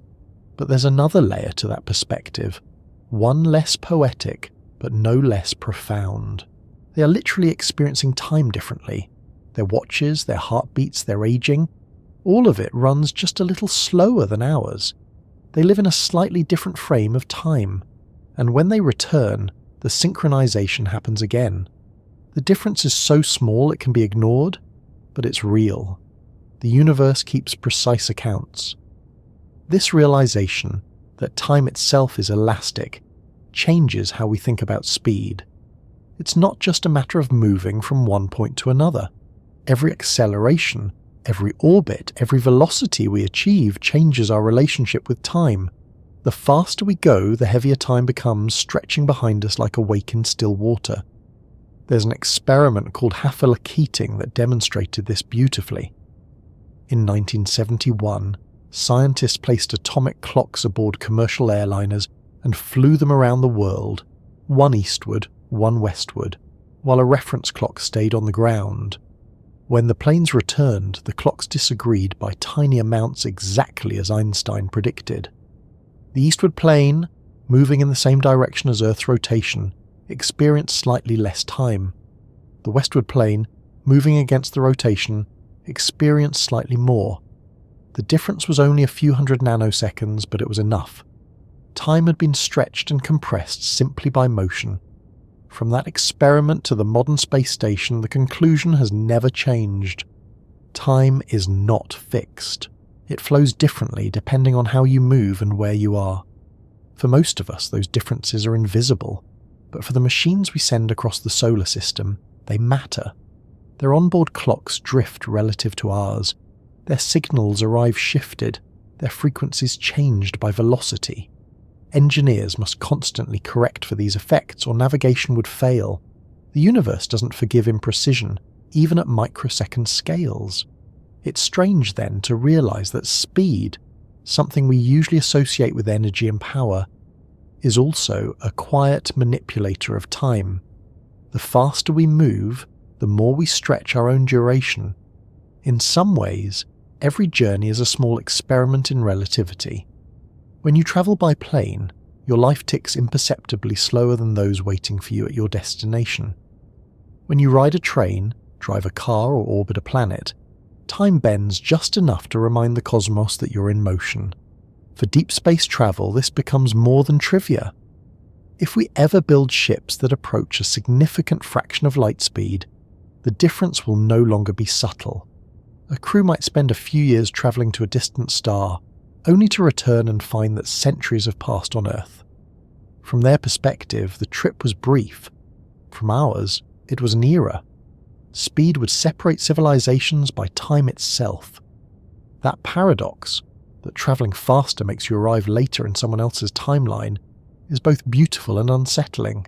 It means that motion through space is also motion through history. Every acceleration changes not just where you are, but when you are. It blurs the line between movement and memory. The phrase "the weight of time" fits perfectly here. Because time, for all its invisibility, behaves like a substance. It stretches under strain, compresses under gravity, and responds to motion as if it were elastic. The faster we move, the thicker it feels around us, though we never sense it directly. The clocks reveal it, the equations describe it, and the universe enforces it. In a way, this weight is reassuring. It tells us that nothing, not even time, escapes the laws of balance. Speed gives and takes equally. The universe keeps harmony between energy and duration. The faster you live, the more slowly your seconds pass. The slower you move, the more quickly you age. It's an equilibrium so perfect that it becomes invisible until we push against it. And so, when we speak of how fast we can travel in space right now, we're really speaking of how gently we can bend time without breaking it. The velocities of our rockets and probes are small compared to light, but even at those speeds the principle holds. Every orbit, every trajectory, every fall toward or away from gravity carries its own subtle rhythm of time. We are, all of us, time travellers in miniature, our moments stretched by motion, our lives unfolding within a fabric that moves as we do. In the quiet of space, that truth becomes clearer. A spacecraft coasting between planets carries two clocks, one aboard, one on Earth. Their disagreement, though tiny, marks the difference between rest and motion, and within that difference lies the most intimate connection we have to the universe itself. The realization that time is not something we pass through, but something that moves with us. It's easy to forget that when we think about speed, we tend to focus on numbers, records, distances, but beneath all of it, time is the hidden currency that makes motion possible. Every second spent accelerating is an exchange between energy and existence. Every kilometre per second gained is paid for in the dilation of time. And as we continue to build faster machines and dream of interstellar voyages, the cost will not just be fuel or engineering, it will be time itself, stretching quietly behind every traveller, carrying the weight of their motion across eternity. In the deep silence of space, where friction vanishes and every motion persists forever, engineers and scientists began to realise something profound. If you can't rely on brute force forever, if rockets burn their fuel in minutes and coast for decades, then maybe the answer to travelling farther isn't in explosions at all. Maybe it's in the gentlest kind of motion imaginable, a motion so slow you could barely notice it, but so patient it could last a lifetime. This is where the story of ion propulsion and solar sails begins, the quiet art of pushing against nothingness. When a chemical rocket launches, it's like lighting a match to escape a gravity well. Immense power, enormous heat, and violent thrust. But once that flame fades, the spacecraft is on its own, drifting on momentum. Ion propulsion takes the opposite approach. It replaces heat and noise with quiet precision, trading intensity for endurance. Instead of burning fuel in seconds, it accelerates atoms one by one, gently and continuously. Over hours, days, weeks, those small pushes add up to speeds that no chemical rocket could ever sustain for long. The principle is simple, though the technology took decades to perfect. An ion engine works by taking a propellant, often xenon gas, and stripping its atoms of electrons to create ions, particles with electric charge. These charged particles are then accelerated through an electric field and expelled from the engine at very high speed, sometimes over 30 kilometers per second. Each ion leaving the engine pushes the spacecraft in the opposite direction. The thrust is minuscule, about the weight of a single sheet of paper pressing on your hand, but it's constant. In the vacuum of space, where there's nothing to resist it, that gentle force can build up indefinitely. You can think of it as sailing on a wind that never changes direction and never stops blowing. At first, you hardly move, but as the hours pass, the motion compounds. After a few days, the spacecraft is moving faster than a jet. After a few months, faster than any conventional rocket ever could. The key is patience, the willingness to let time do the heavy lifting. One of the first spacecraft to truly demonstrate this principle was NASA's Deep Space One, launched in 1998. It was a small experimental probe designed to test ion propulsion in real conditions. Its mission was to fly by an asteroid called Braille, and later a comet named Borrelly. Using its ion engine, It operated for over 16,000 hours of thrust time, gradually accelerating until it reached velocities impossible for its size and fuel supply. The experiment proved what many had only imagined, that a whisper of thrust could replace a roar and still carry a spacecraft across millions of kilometers. After that success, the Dawn mission took the idea further. Launched in 2007, Dawn used ion propulsion to visit two of the largest bodies in the asteroid belt, Vesta and Ceres. It orbited one, then left and travelled to the other, something no previous spacecraft had done. To move between them, Dawn fired its ion engines for nearly 5 years in total, consuming less than 500 kilograms of xenon fuel. The acceleration was never dramatic, but it was relentless. Over time, it built up a change in velocity of more than 10 kilometers per second, an achievement no chemical rocket of similar mass could approach. Ion propulsion is, in many ways, the perfect match for the emptiness of space. It thrives on patience. It doesn't fight gravity or air. It doesn't rush. It simply keeps going. The engines hum softly, a faint blue glow flickering from the exhaust grid. The sound, if there were any air to carry it, would be nothing more than a low electrical whisper. In photographs, that pale blue light looks almost peaceful, as if the spacecraft were breathing its way across the void. The idea behind it has been around for over a century. Early space visionaries like Konstantin Tsiolkovsky and Hermann Oberth imagined engines that used electricity to accelerate charged particles long before technology could make it real. What they understood, even then, was that in the vacuum of space, efficiency mattered more than power. Every gram of propellant you carry cost energy to lift from Earth. Every drop saved is a gift. The less you use, the farther you can go. Ion propulsion fulfills that philosophy beautifully. It's the most efficient form of thrust we've ever built. Chemical rockets can convert maybe 1 or 2% of their propellant mass into useful motion. Ion drives can exceed 10 times that. The price, of course, is thrust. You can't launch from Earth with an ion engine. The force it produces is too small to lift even a piece of paper against gravity. But once you're out there, where resistance is zero, it becomes a marathoner among sprinters. In that way, ion propulsion changes how we think about speed. It reminds us that acceleration doesn't have to mean violence. You can reach enormous velocities not by burning harder but by pushing longer. The spacecraft becomes a kind of mechanical meditation, its motion continuous, its energy slow but unstoppable. If ion drives are like the engines of patient travellers, then solar sails are their spiritual cousins. Travellers who have given up even the propellant, relying instead on the light of the sun itself. The concept is deceptively simple. Sunlight carries momentum. Each photon, though massless, exerts a tiny push when it strikes a surface. Under normal conditions, that push is immeasurable, but in space, with vast, perfectly reflective sails and infinite time, it becomes enough to move. The idea of sailing through space dates back to the early 20th century as well. Tsiolkovsky, and later his student Friedrich Zander, proposed using sunlight as a source of propulsion long before rockets had even reached orbit.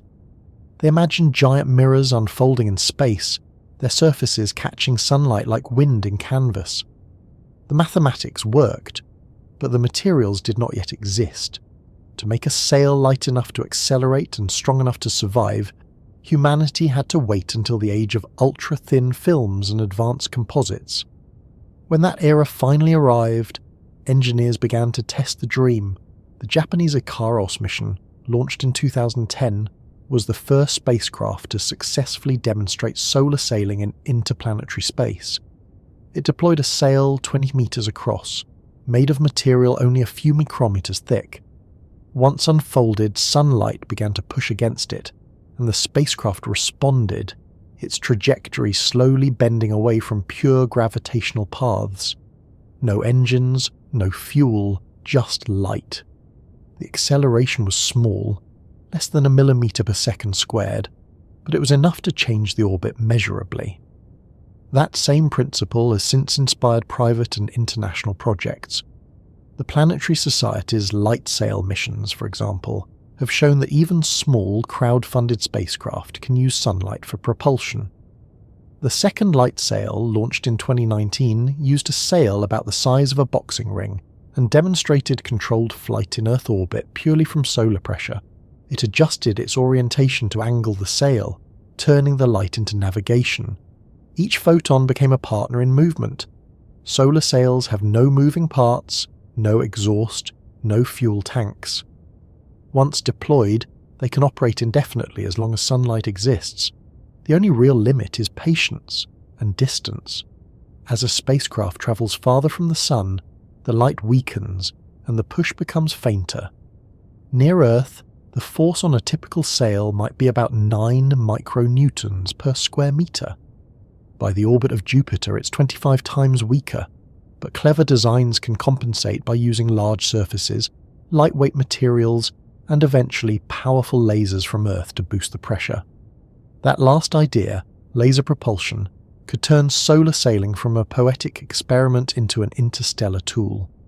If a powerful enough beam of light were directed at a reflective sail, it could push a small probe to a significant fraction of light speed. Projects like Breakthrough Starshot propose to use this method to send gram-scale spacecraft to nearby stars within decades. These tiny vessels would carry cameras, sensors, and transmitters, powered by light itself. The acceleration would be intense, the journey silent, and the arrival delayed by years. But the principle remains the same: motion without fuel, powered by patience and light. Solar sailing shifts the way we think about energy in the universe. It reminds us that propulsion doesn't have to come from destruction, from burning, exploding, or expelling mass. It can come from harmony, from aligning with the flow of photons that already fill space. In that sense, it's almost ecological. The sun emits energy constantly, bathing every planet in momentum. A solar sail simply accepts that gift and learns to use it. It's a delicate art, though. The sail must be kept perfectly aligned. Even small twists or folds can cause tumbling. The material must withstand temperature extremes and micrometeor impacts. It must balance between light pressure and gravitational pull, finding stable orbits where the two forces match. But when it works, it feels less like engineering and more like balance, a form of cosmic sailing where the pilot's skill lies in subtlety rather than strength. There's a serenity to imagining such a voyage, a vast, gleaming sail gliding through sunlight, silent, unhurried, eternal. No fuel to run out, no engine to fail, only light and shadow, force and reflection. In a way, it feels closer to the natural rhythms of the universe than any rocket ever could. The stars move on similar principles: radiation pushing outward, gravity pulling inward, everything held in equilibrium. Solar sails mirror that cosmic dance on a smaller human scale. Ion propulsion and solar sailing are both children of the same realization, that space rewards those who move slowly and consistently. Where rockets fight the void, these technologies cooperate with it. They let momentum grow organically, patiently, with each passing second. They are engines not of conquest, but of endurance. For the future of interplanetary travel, this shift in thinking is essential. As we send more probes to the outer planets, to asteroids, and perhaps one day to other stars, efficiency will matter more than power. A spacecraft that can accelerate for years without refueling could visit multiple worlds in a single mission. It could explore the outer reaches of the solar system, mapping the regions where sunlight fades into interstellar night. Already, concepts for hybrid propulsion systems are emerging, combining solar sails with ion engines, or using nuclear power to generate electricity for continuous thrust. Each approach seeks the same goal: to make acceleration sustainable, to let our machines move not in bursts, but in steady, continuous arcs through time. The beauty of these systems lies not just in their practicality, but in what they symbolize. Humanity began its journey into space with fire and thunder. We've learned since then that there's another path, quieter, slower, but perhaps more enduring. A path that respects the emptiness it moves through, that uses the universe's own forces instead of fighting them. Ion winds and solar sails are the first steps toward that future. They show that speed doesn't always come from violence, and that progress doesn't always need to shout. Sometimes the fastest way to move across eternity is to go gently, letting the light do the work. Out there, beyond the noise of rockets and the urgency of launch pads, our machines are already drifting in this new way, glowing softly, catching sunlight, turning electricity into motion, trusting that even the smallest push, given enough time, can carry them farther than any explosion ever could.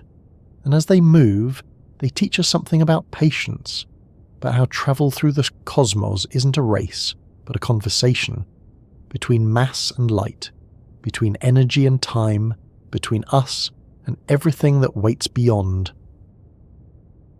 When people imagine the future of space travel, they rarely think of the quiet blue glow of an ion drive or the gentle reflection of a solar sail. They imagine something louder, brighter, more powerful. Ships cutting across the stars like arrows, driven by engines that hum with impossible energy. Deep down, we all carry that vision somewhere. The thought that one day, the stars won't just be distant lights, but destinations within reach. To reach them, though, we would need engines far beyond anything we have today. Engines that can unlock the deepest forces of matter itself. This is where the dream of fusion and antimatter drives begins, in the search for power that can finally make interstellar travel more than imagination. For all our achievements, every rocket humanity has ever launched is built on chemistry. We burn fuel, we expel gas, we use the heat of reaction to push against emptiness. It's a remarkable method, but also an incredibly limited one. Chemical bonds hold only so much energy. Even the best rocket fuels release less than 50 million joules of energy per kilogram. That's enough to lift a spacecraft into orbit, but not nearly enough to cross the distances between stars. To go farther, we have to reach deeper into the structure of matter, beyond molecules, into the nucleus itself. Nuclear fusion is nature's way of releasing energy. It's what powers the sun and every star in the universe. Inside those stellar cores, gravity squeezes hydrogen atoms so tightly that they merge, forming helium and releasing vast amounts of energy in the process. A single gram of matter converted by fusion can release as much energy as burning tons of chemical fuel. If we could harness that process safely and precisely, the power it could give us would change everything. Scientists have been trying to achieve controlled fusion on Earth for more than 70 years. The principle is simple, but execution is one of the hardest challenges in physics. To make atoms fuse, you must heat them to tens of millions of degrees, hot enough for their electrons to strip away and form plasma. That plasma has to be confined long enough for collisions to occur, but nothing solid can contain such heat.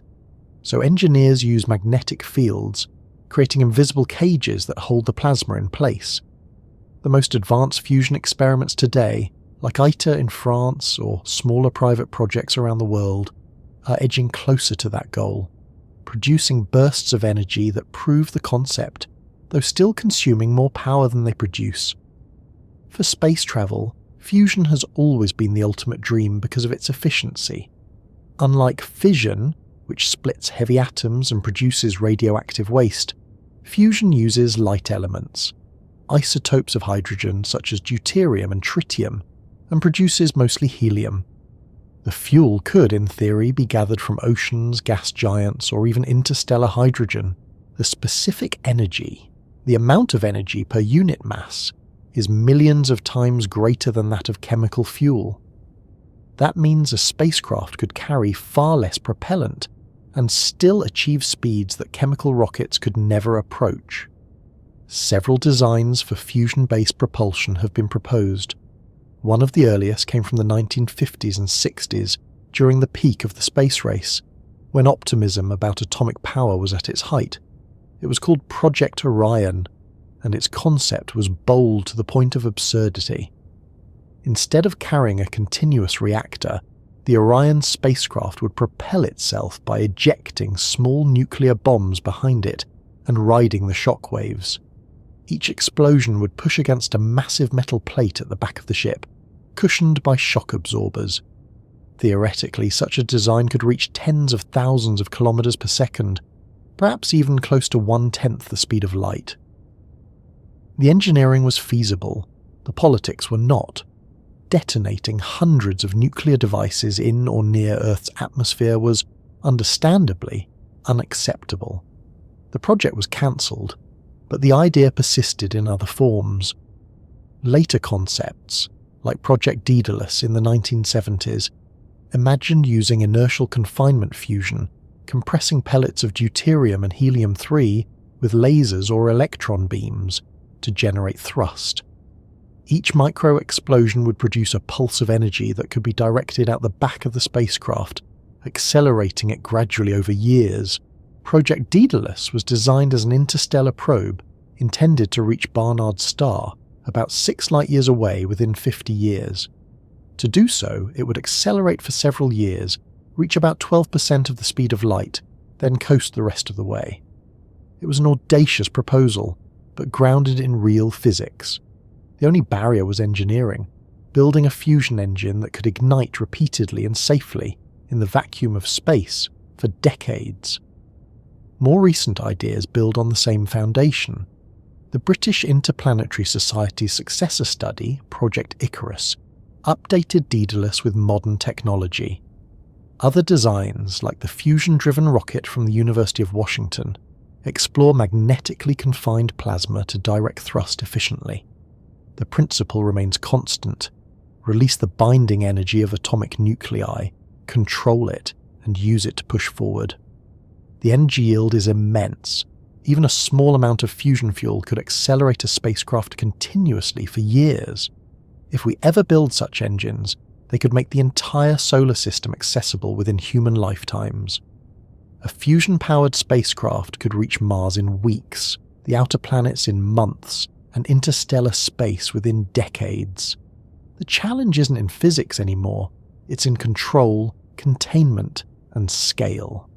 Fusion works, but sustaining it, miniaturizing it, and turning it into propulsion are hurdles still ahead.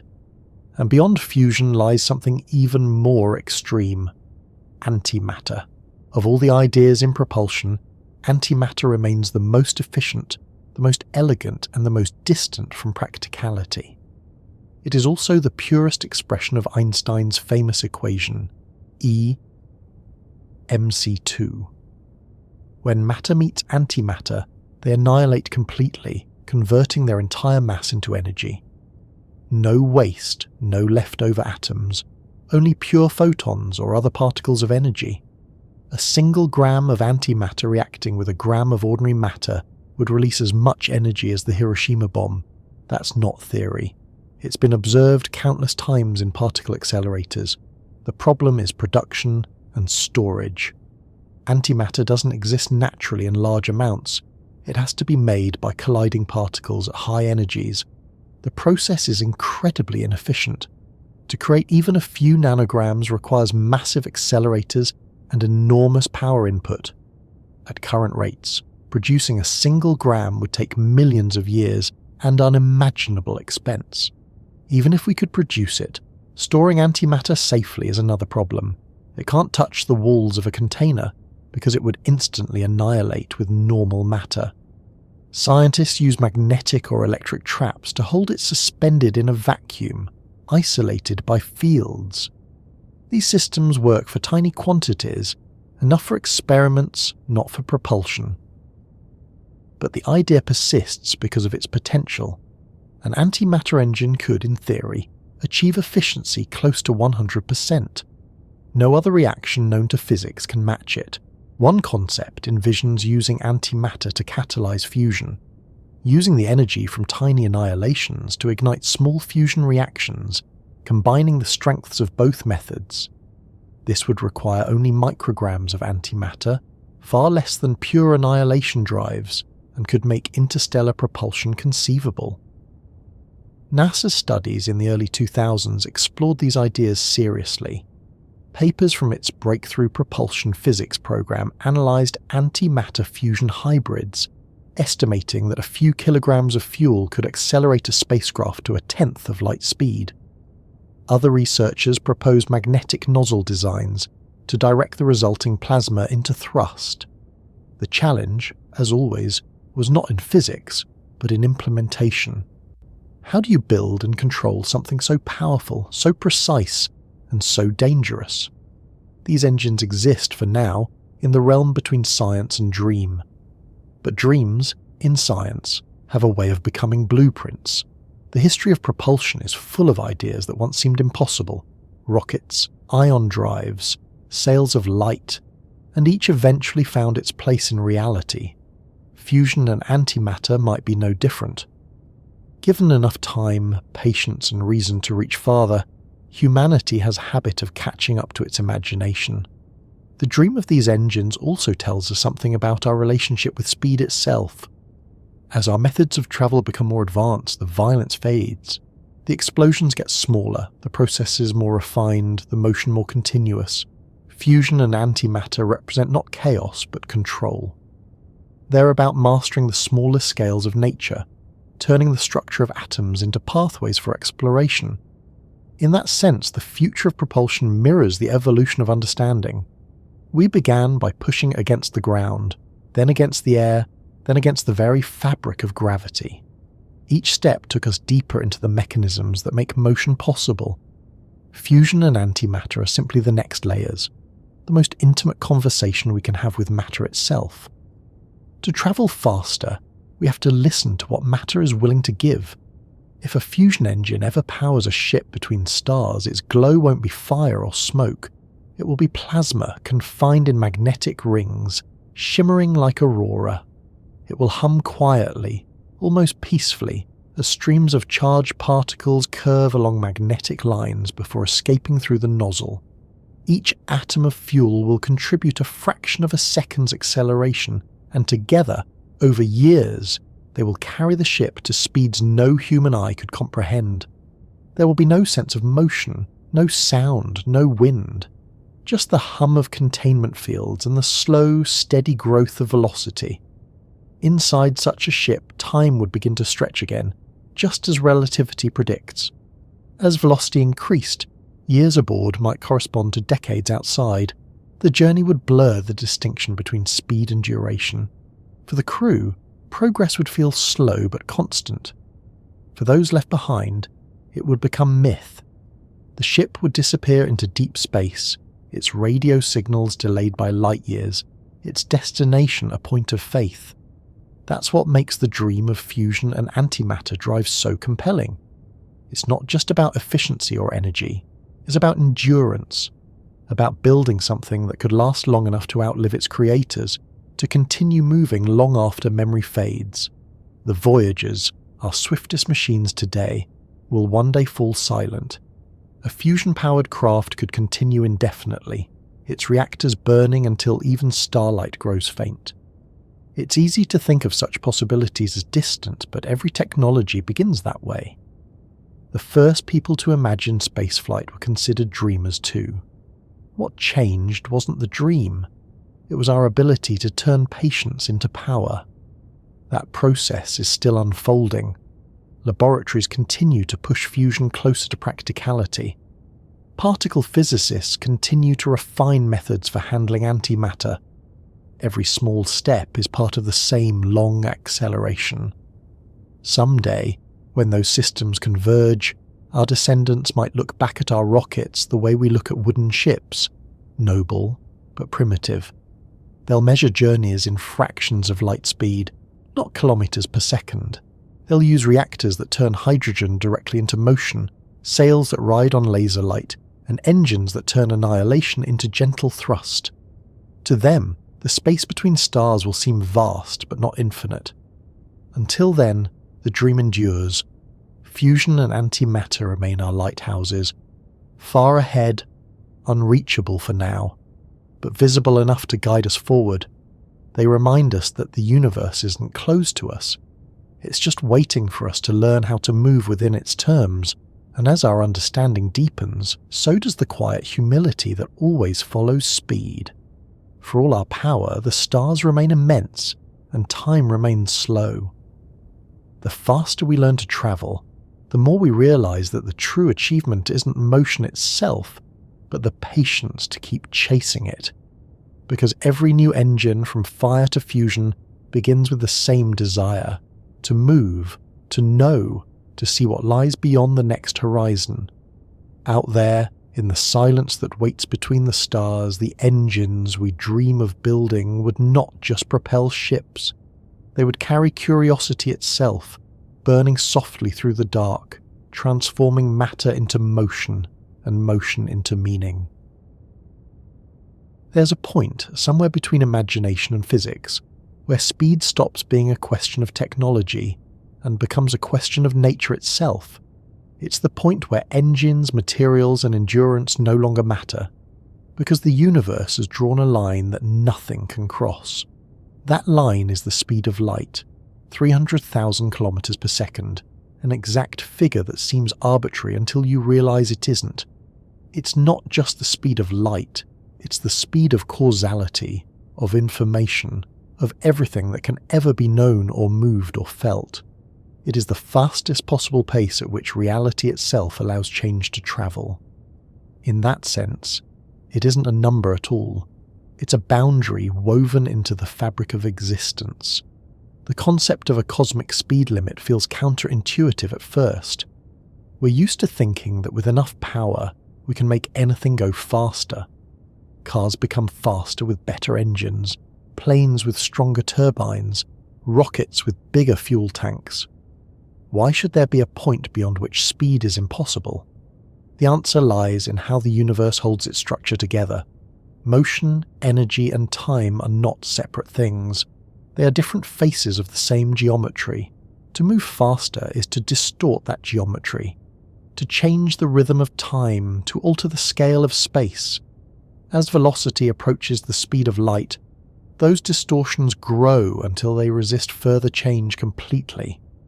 Einstein's special relativity explains it with elegant inevitability.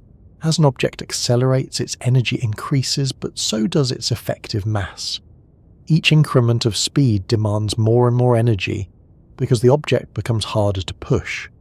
At low velocities, the difference is negligible, but as you near the speed of light, that increase becomes exponential. The energy required to reach light speed becomes infinite. Infinity isn't a metaphor here, it's literal. There is no amount of fuel, no engine, no physical process that could ever supply it. The universe allows acceleration, but only asymptotically, always approaching the limit, never reaching it. For massless particles like photons, the situation is reversed. They have no rest mass, which means they cannot travel slower than light. To exist, they must always move at that exact speed. Light, then, is the natural rhythm of the universe's communication with itself. It defines what now means from one place to another. If light takes 8 minutes to travel from the sun to Earth, then we live perpetually 8 minutes behind the sun's present. We never see it as it is, only as it was. Everything we observe in the cosmos is a memory. The farther away we look, the older that memory becomes. That realization changes how we perceive distance. In space, distance and time are intertwined. The nearest star beyond the Sun, Proxima Centauri, is 4.2 light-years away. Not just in kilometers, but in years of light's travel. The Andromeda Galaxy, visible on dark nights as a faint smudge, is 2.5 million light-years distant. When you look at it, you're seeing the galaxy as it existed when early humans were still learning to shape tools. The light that left those stars has been travelling ever since, carrying with it a frozen image of the past. This connection between speed and time means that the faster you go, the more you interact with time itself. Every bit of acceleration stretches and tilts your relationship with the rest of the universe. If you could travel at 99% the speed of light, distances ahead of you would contract, shrinking dramatically. A star 10 light-years away might seem only a few light-years distant from your perspective. To you, the trip could take years. To someone watching from Earth, it would take decades.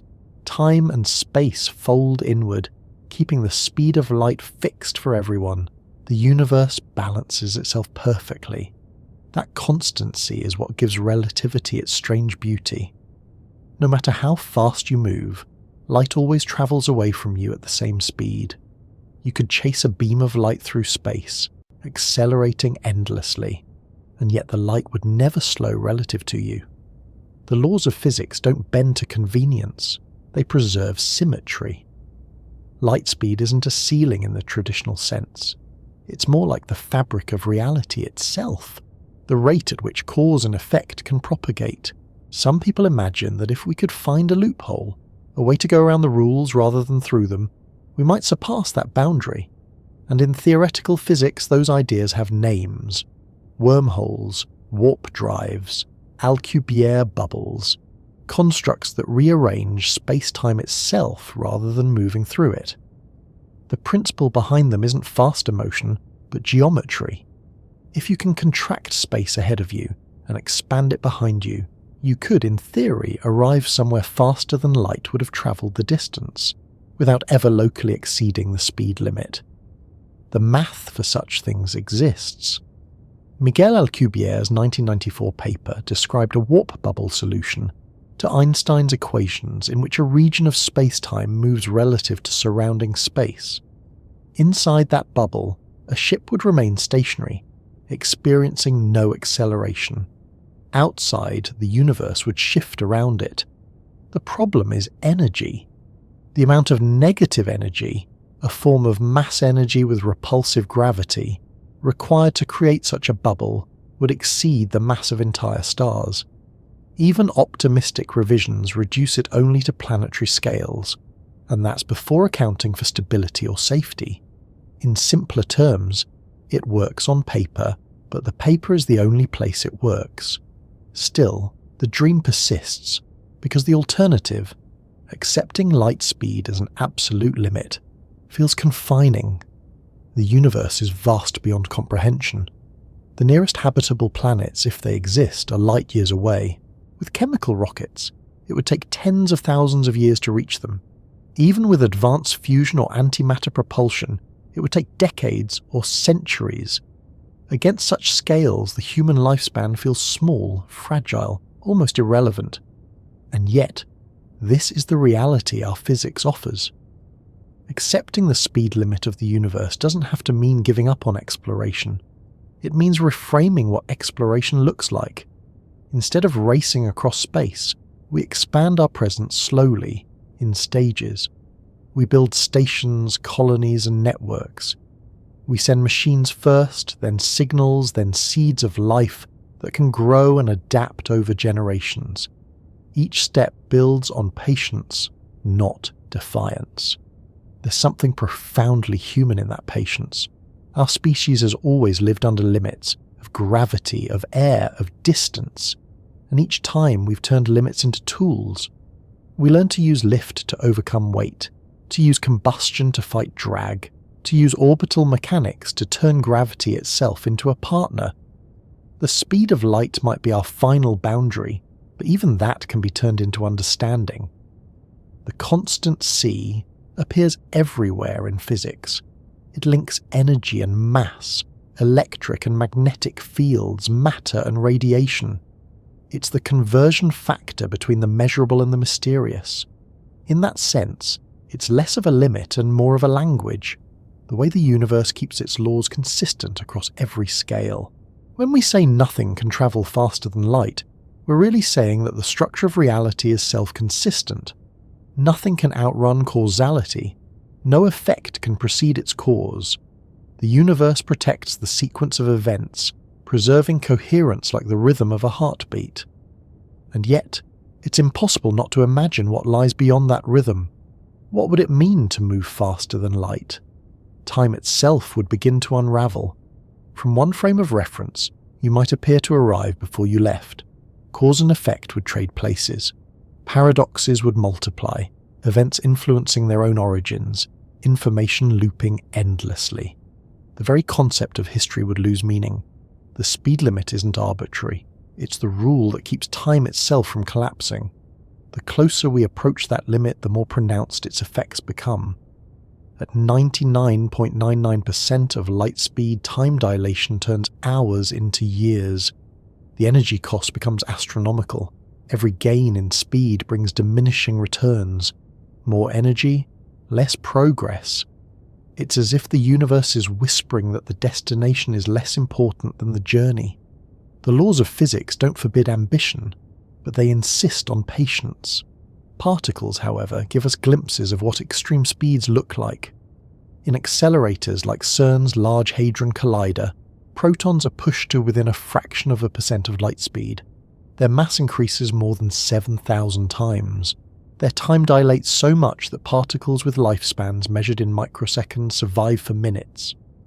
In those rings of magnets and energy, we witness the universe's speed limit being approached, respected, and never broken. The particles circle endlessly, chasing light, forever almost catching it, never quite succeeding. Cosmic rays, high-energy particles born from supernovae or distant galaxies, travel even faster. Some reach Earth at energies that challenge understanding. A single proton from a distant explosion can carry the energy of a baseball thrown by a professional pitcher. Yet even those, the fastest natural travellers we know, fall infinitesimally short of light speed. The universe, vast and wild, enforces its own boundaries with mathematical precision. There's humility in that realization. The cosmos is not something to conquer, it's something to cooperate with. The speed limit isn't an obstacle to be overcome. It's a definition of how reality holds together. Light, the fastest thing in existence, isn't just illumination. It's the measure of connection, the rate at which one part of the universe can know another. When you look at the night sky, every star is a story told at the only pace possible. The light reaching your eyes left those stars long before you were born. Some of them may already be gone. Others shine on, their photons still crossing the dark. The universe is full of motion, but it unfolds at a speed that ensures continuity. Everything we see is happening at the maximum rate of communication allowed by nature. That understanding shifts how we think about speed. It makes us realize that maybe there's wisdom in limits. Without them, there would be no structure, no sequence, no sense of before and after. Motion would lose meaning. The universe would dissolve into chaos. The limit of light speed isn't a cage. It's a boundary that allows existence to make sense. For now, and likely forever, light will remain the reference by which all motion is measured.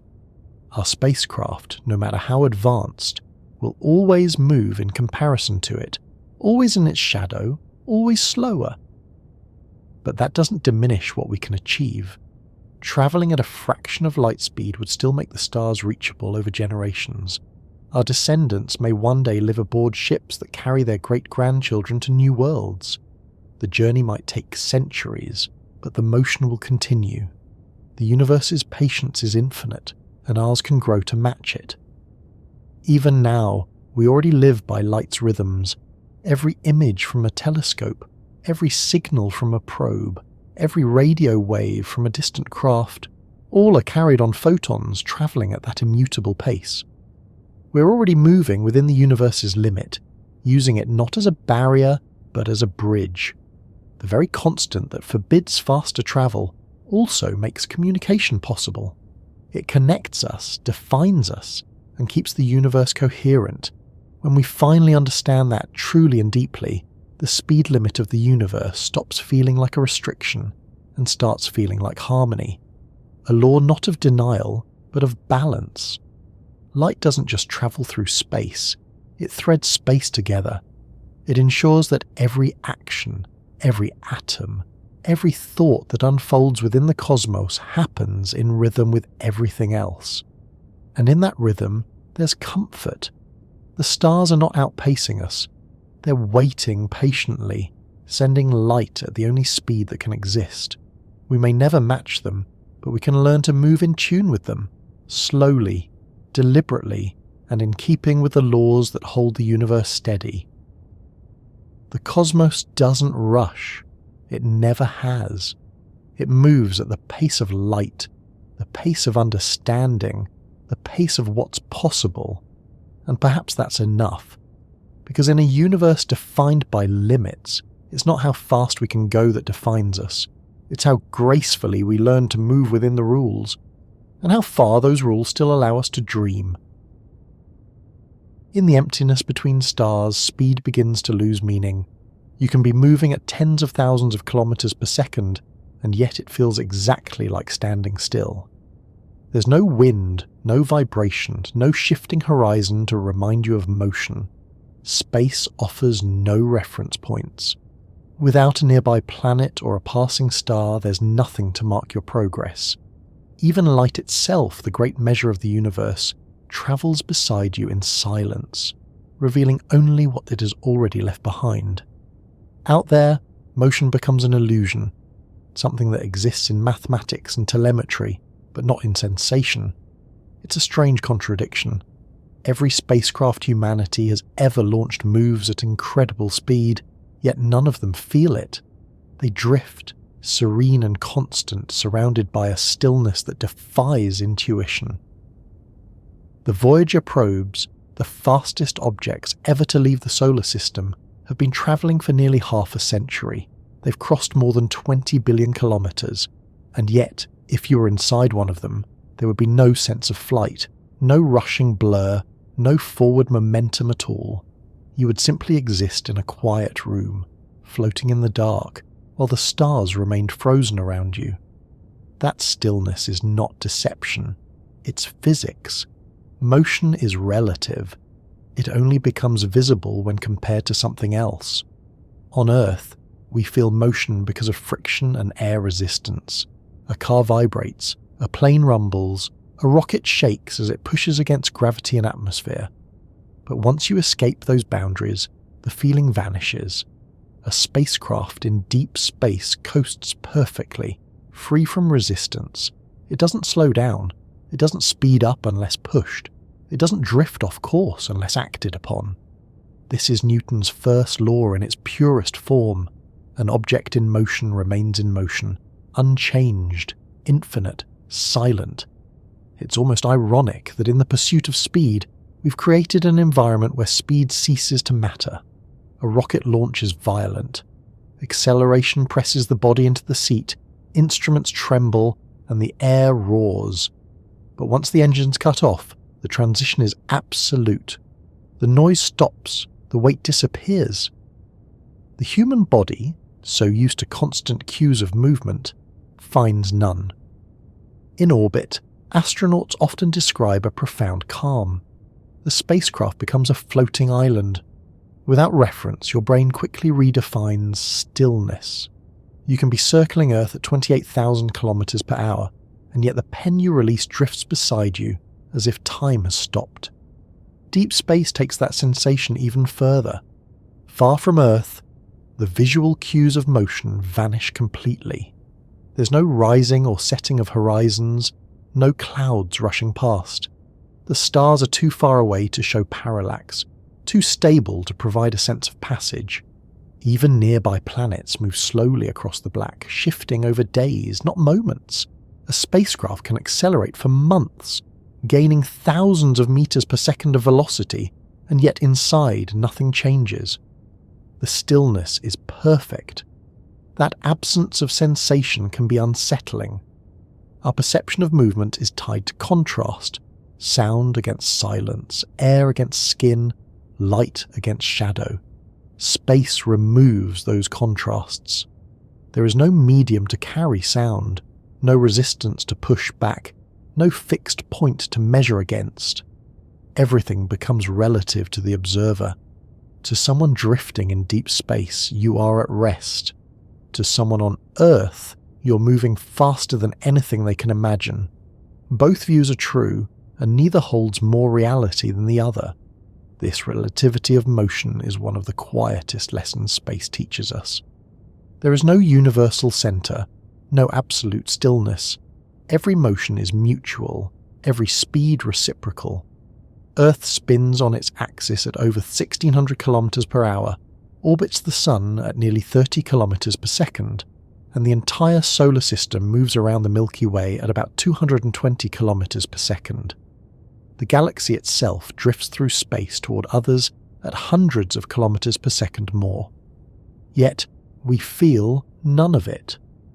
To us, the ground is solid, the air is calm, and the world seems steady. The illusion of stillness, it turns out, is not limited to space. It's everywhere. The only way to detect motion in deep space is through measurement. The Doppler shift of radio signals, the precise timing of pulses, the comparison of coordinates across years. When mission controllers track a spacecraft, they don't see it moving in real time. They infer motion through mathematics. A signal sent from Earth takes hours to reach distant probes, and the change in its frequency tells us how fast and in what direction they're travelling. That faint data, often buried in noise, becomes the heartbeat of a journey no human senses can feel. For the people monitoring those signals, speed is a number, not a sensation. The Voyager probes are still moving at over 17 kilometers per second, but to the engineers who track them, that figure is an abstraction, a line of code, a drift in frequency. They know those spacecraft are racing outward, yet nothing about that motion conveys urgency. It's a calm kind of speed, a slow infinity. Each year, the probes grow more distant by 500 million kilometers, and the signals grow weaker, arriving hours after transmission. Distance and time merge until they feel inseparable. If a person could stand outside their craft and watch it move, which of course they couldn't, the scene would still look motionless. The stars would not blur. There would be no streaks of light as movies often depict. Even at enormous velocities, the distances between stars are so vast that their apparent positions remain fixed. Only at speeds approaching light would the starlight itself begin to distort, compressing into a bright forward cone. But at the speeds achievable today, the universe looks static. The faster you go, the more it hides its motion. This illusion has a psychological weight too. For astronauts, the absence of sensory feedback can create disorientation. Without gravity or visual reference, the brain struggles to determine up, down, or direction. Over time, it adapts, redefining orientation by habit and internal cues. But the sense of speed never returns. You can look out a window at a planet moving below and intellectually know that you're circling it every 90 minutes, yet it feels like suspension, not flight. Motion becomes a matter of thought rather than feeling. That shift from experience to intellect mirrors the way we understand the universe itself. In everyday life, motion is something we sense. In space, it's something we calculate. The deeper we travel, the more abstract it becomes. A spacecraft halfway between planets has no absolute speed. It's moving relative to the Sun, to the galactic center, to the cosmic background radiation, each reference giving a different answer. Motion, it turns out, is perspective, not property. Even the concept of rest is an illusion. There is no point in the universe that can truly be said to be still. Everything moves relative to something else. The atoms in your body vibrate, the planet rotates, the galaxy turns. The cosmic web itself expands. Every object, every particle, every photon participates in the universal drift. Stillness exists only in perception, a temporary agreement between moving things that share a common frame. That's what makes deep space so paradoxical.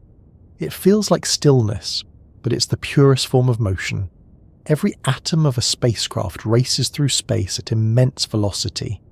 Every photon of starlight strikes its hull, carrying the story of ancient distances. Yet inside, everything feels perfectly calm. The human nervous system evolved to interpret motion through resistance, and in the absence of resistance, motion becomes invisible.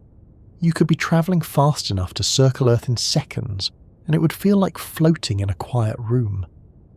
The first time astronauts experienced that contrast, it surprised them. In orbit, they reported sensations of stillness so profound that they sometimes lost track of which way the spacecraft was oriented.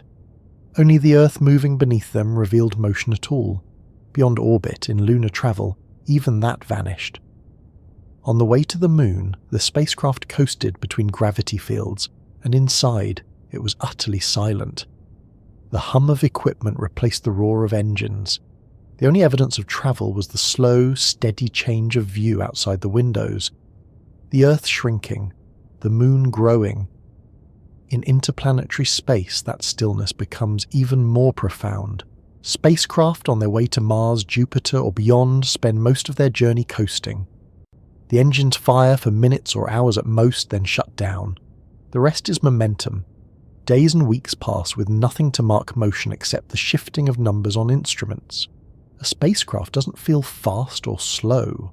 It simply is. The speed is not a sensation but a relationship. A ratio between distance and time that no one aboard can perceive directly. That quiet endurance is part of what makes space exploration so strange and beautiful. It demands faith in invisible motion. The engineers who design trajectories must trust equations more than instincts. The travellers, human or robotic, must accept that progress will feel like stillness. To move through the cosmos, you must learn to be comfortable with the illusion of immobility. The same applies to our place on Earth. We feel stationary, yet we're hurtling through space at speeds no human technology can match. The Earth rotates, revolves, and carries us around the galaxy in a vast spiral of motion. But the atmosphere moves with us. The ground beneath us shares the same momentum. There's nothing to measure against, so we experience rest. The universe doesn't tell us we're moving. We have to figure it out. It's humbling to realize that motion, one of the most fundamental aspects of existence, is something we can never feel directly in its truest form. We can measure it, describe it, harness it, but we can't experience it. What we feel are only the changes, acceleration, deceleration, the resistance of air or gravity. Once those vanish, motion becomes a silent constant. The illusion of stillness is not deception, it's equilibrium. In a way, that equilibrium mirrors the state of the universe itself. On the larger scales, everything expands. Galaxies drift apart, carried by the stretching of space-time. Yet from within any one galaxy, that expansion is imperceptible. The stars seem fixed. The distance is stable. It's only when measured across billions of light-years that the motion becomes clear. Even the cosmos, at its most dynamic, wears the mask of calm. There's comfort in that symmetry. The illusion of stillness that surrounds us, whether on Earth or in deep space, is the same illusion that defines the universe. Motion is everywhere, but it hides itself behind balance. The faster something moves, the more constant it feels. The deeper we go into the void, the quieter speed becomes. And perhaps that's the universe's quiet lesson, that motion doesn't need to be felt to be real. It continues whether or not we sense it. It doesn't ask for acknowledgement. It simply persists, shaping everything from the orbit of galaxies to the ticking of a clock. For travellers in deep space, that persistence becomes a kind of peace. To move endlessly and feel nothing but calm is to live in harmony with inertia. Every journey beyond Earth is a conversation with that peace, an acceptance that movement and stillness can exist together, indistinguishable, eternal. In the illusion of motion, there's also truth. The universe moves within itself, and we move within it, all part of the same silent flow. Our ships drift, our planets spin, our thoughts wander, and all of it, every bit of motion, happens in stillness so complete that we can't feel it. It's not emptiness, it's balance. And in that balance, we find the quiet heart of speed itself, not the rush, not the vibration, not the acceleration, but the continuity of motion that never stops, that never demands attention, that simply is. When speed meets silence, something extraordinary happens. The two forces that seem opposite on Earth, motion and stillness, energy and calm, merge into a single, almost paradoxical experience. In space, the faster you move, the quieter it becomes. Every trace of sound fades away. The noise that accompanies motion on Earth, the friction of air, the hum of engines, the vibration through materials, disappears completely once you're beyond the atmosphere. What's left is a kind of perfect isolation, a serenity carved out by velocity itself. It's a strange balance. On Earth, speed is noise. The faster something moves, the louder it becomes. Wind rushing past a car, engines roaring on a runway, rockets thundering skyward. Every increase in velocity carries an increase in sound, but in space, sound cannot travel. There is no air, no medium to carry vibration. The silence is total. The very environment that allows the highest speeds imaginable also erases the evidence of them. Astronauts often describe this silence as one of the most profound sensations of all. Inside the spacecraft, every sound comes from within. The hum of systems, the click of instruments, the faint continuous whisper of air recyclers. Beyond the hull there is nothing. No echo, no murmur, no wind. Even when spacecraft pass through clouds of dust or gas, the impacts are microscopic, inaudible. The faster you move, the deeper that silence becomes, as if the universe itself absorbs all noise into the void. For the human mind, that contrast is difficult to process. We associate movement with energy, and energy with sound. Yet in orbit, in interplanetary space, or beyond, movement feels weightless and mute. A rocket that once shook mountains on launch becomes a drifting speck in stillness. Its engines fall silent minutes after leaving Earth, but its motion continues, uninterrupted, at thousands of kilometers per second. Speed without sensation, power without pressure. It's one of the strangest transitions ever experienced, from thunder to calm in less time than it takes to catch your breath. When the engines stop, the silence that follows isn't just auditory, it's physical. The vibration, the tremor in the bones, the pressure in the chest, all of it vanishes. The body, once pressed by acceleration, becomes weightless. The human nervous system, tuned by millions of years to interpret the cues of air and gravity, has nothing left to read. Inside the spacecraft, you can float silently, knowing that you're moving faster than any plane, any bullet, any storm ever created. And yet, it feels like nothing at all. That stillness doesn't mean nothing is happening. Every moment in space is filled with motion, molecules of gas drifting from a vent, particles of sunlight striking the hull, radiation fields sweeping through the void. But none of these make sound. They are invisible interactions conducted in complete quiet. The silence of space is not emptiness. It's the sound of everything moving perfectly in balance. In that environment, speed becomes an abstract thing. You can measure it, calculate it, and visualize it, but you can't experience it in the way you can on Earth. There is no rumble to remind you of your pace, no resistance to confirm progress. You move, but you cannot feel the moving. The faster you go, the less tangible it becomes. If you could somehow accelerate to near the speed of light, the silence would remain the same. The universe would not roar around you, it would remain perfectly still. The photons ahead would compress into a brighter glow. The stars behind would fade, but the silence would persist. That silence isn't merely physical. It has an emotional quality too. The human brain craves reference points. It finds comfort in sound, in echoes, in the continuous confirmation that the world is near. In deep space, where there is none of that, the silence feels immense. It's not the quiet of a room or a forest. It's the quiet of distance itself. A silence measured in light years, where even the faintest signal takes hours or days to travel. For astronauts and explorers, that quiet can become both awe-inspiring and haunting.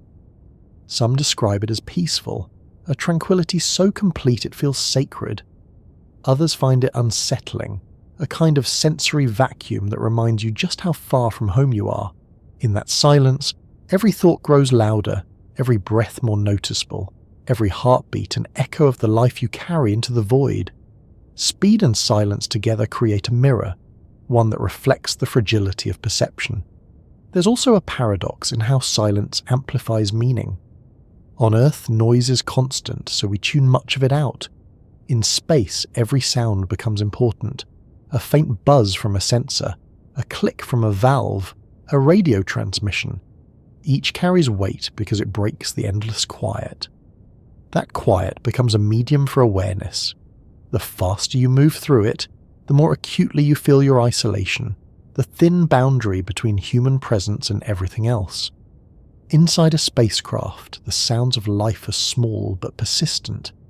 Air fans circulate oxygen, cooling pumps murmur, computers pulse faintly.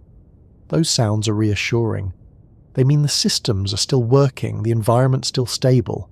Outside, though, silence reigns absolutely. Even impacts from micrometeoroids, tiny grains of dust moving faster than bullets, are felt as vibrations, not heard. The universe does not make sound, it only moves. There's something profoundly poetic about that, though not in a sentimental way. Silence isn't just the absence of noise, it's the natural state of motion in space. Every sound we associate with speed is a byproduct of friction. Air molecules colliding, surfaces resisting. Remove the medium and motion becomes pure. The spacecraft doesn't need to announce its velocity. The math is enough. Its trajectory is its voice. For scientists and engineers, this absence of sound has practical consequences. Communication between spacecraft and Earth happens through radio waves, not acoustics. Those signals travel at the speed of light, but even that feels slow when measured against the vastness of space. The delay between a message and its reply can stretch from minutes to hours. By the time a signal from a probe near Jupiter reaches Earth, the event it describes has already long passed. The silence between those transmissions is not empty, it's filled with distance. That delay teaches patience. On Earth, feedback is instant. A voice answers a question, a sound follows an action. In space, the silence that follows every command is part of the process. You send a signal, then wait, sometimes for hours, listening into the quiet. The universe becomes a vast one-way mirror. Only when the echo returns do you know you've been heard. The faster you travel, the more that silence grows. For future explorers who may one day journey beyond our solar system, this silence will become a constant companion. Radio waves will take days, then weeks, then years to return. Eventually, they may take so long that communication becomes impractical. The travellers will continue moving faster and farther, but the sound of Earth, even as a distant voices, will fade. Speed will carry them into a realm where silence is not just a condition, but an identity. To understand what that means, you have to think about what silence does to time. On Earth, sound structures experience. The ticking of a clock, the hum of activity, the rhythm of speech, all divide moments into pieces. In space, without sound, time feels unbroken. It stretches smoothly, one continuous moment flowing into the next. The faster a spacecraft travels, the longer that stretch becomes. Time and silence blend until they feel like the same thing. This merging of speed and silence also changes how we think about distance. On Earth, distance is tied to effort, the exertion it takes to cross space. In orbit or deep space, distance becomes effortless. The spacecraft glides through nothingness, its path unopposed. The engines, when they fire, do so quietly compared to the void they move through. There is no roar, only acceleration, measured by instruments. Speed becomes invisible, distance intangible, silence endless. Yet even in that emptiness, there's a subtle presence. Radiation from distant stars, streams of charged particles, and faint ripples of magnetic fields pass through everything. These are the whispers of the universe. Not audible, but measurable. They fill the silence with meaning. Instruments aboard spacecraft detect them, translating invisible signals into data. Each piece of information is a kind of voice, a conversation between motion and stillness. When you think about it, the universe is full of motion, but almost none of it makes sound. Galaxies collide silently, planets form in quiet spirals of dust, black holes devour stars in absolute hush. Even supernovae, which release more energy than entire galaxies for brief moments, are inaudible across space. The only reason we associate noise with power is because we evolved in an atmosphere. Remove that medium, and the universe's true language is silence. For travellers, that silence can become a teacher. It strips away distractions and demands reflection. It reminds you that movement doesn't require announcement. The greatest forces, gravity, radiation, expansion, work quietly. They shape everything without needing to be heard. Speed, too, can be silent. The most profound motion is often the one you can't feel. There's an irony in knowing that even now, as you move through space faster than sound ever could travel through air, the one thing you cannot hear is your own motion. You might be surrounded by stars, each separated by light years, and you'll never hear them burn. You might pass through a stream of cosmic dust at thousands of kilometers per second, and you'll never hear it collide. You could even approach the speed of light, and still the universe would remain mute. Silence is the constant, speed is the variation. That realization changes how we define progress. It makes you aware that silence is not emptiness but evidence of perfection. If there's no sound, it means nothing is colliding, nothing is breaking. Everything is moving smoothly, harmoniously, without friction. The universe, in its vast silence, is a place where motion achieves its purest form. For humans, who live in a world defined by noise, that purity feels alien. We are used to hearing our own movement, footsteps, engines, voices, weather. Silence demands a different kind of awareness. It's a reminder that existence doesn't depend on being heard. The universe doesn't announce its motion, yet it moves. It doesn't broadcast its rhythms, yet it endures. In that sense, when speed meets silence, it becomes something almost meditative. A spacecraft drifting through the void is like a thought moving through a sleeping mind, active yet invisible.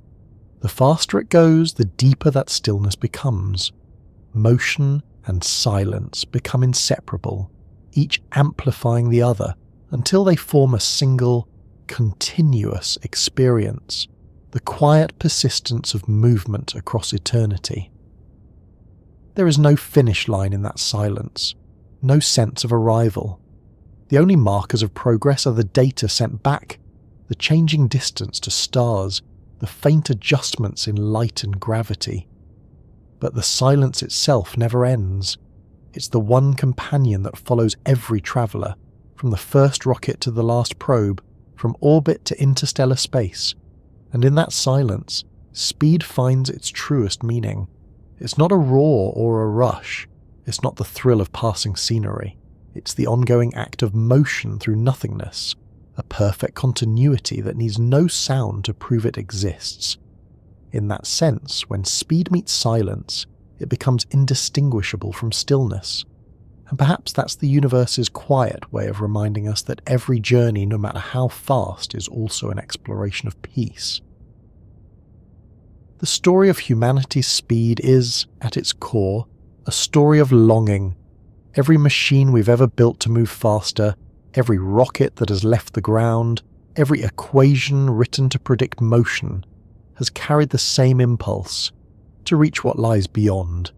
It's not just exploration for its own sake, it's something quieter, more personal, a desire to be part of something larger than the place we were born, to look at the stars and feel that they aren't unreachable, only waiting. The people who will one day chase that waiting light will not be travellers in the ordinary sense. They will be the future pilgrims of the stars.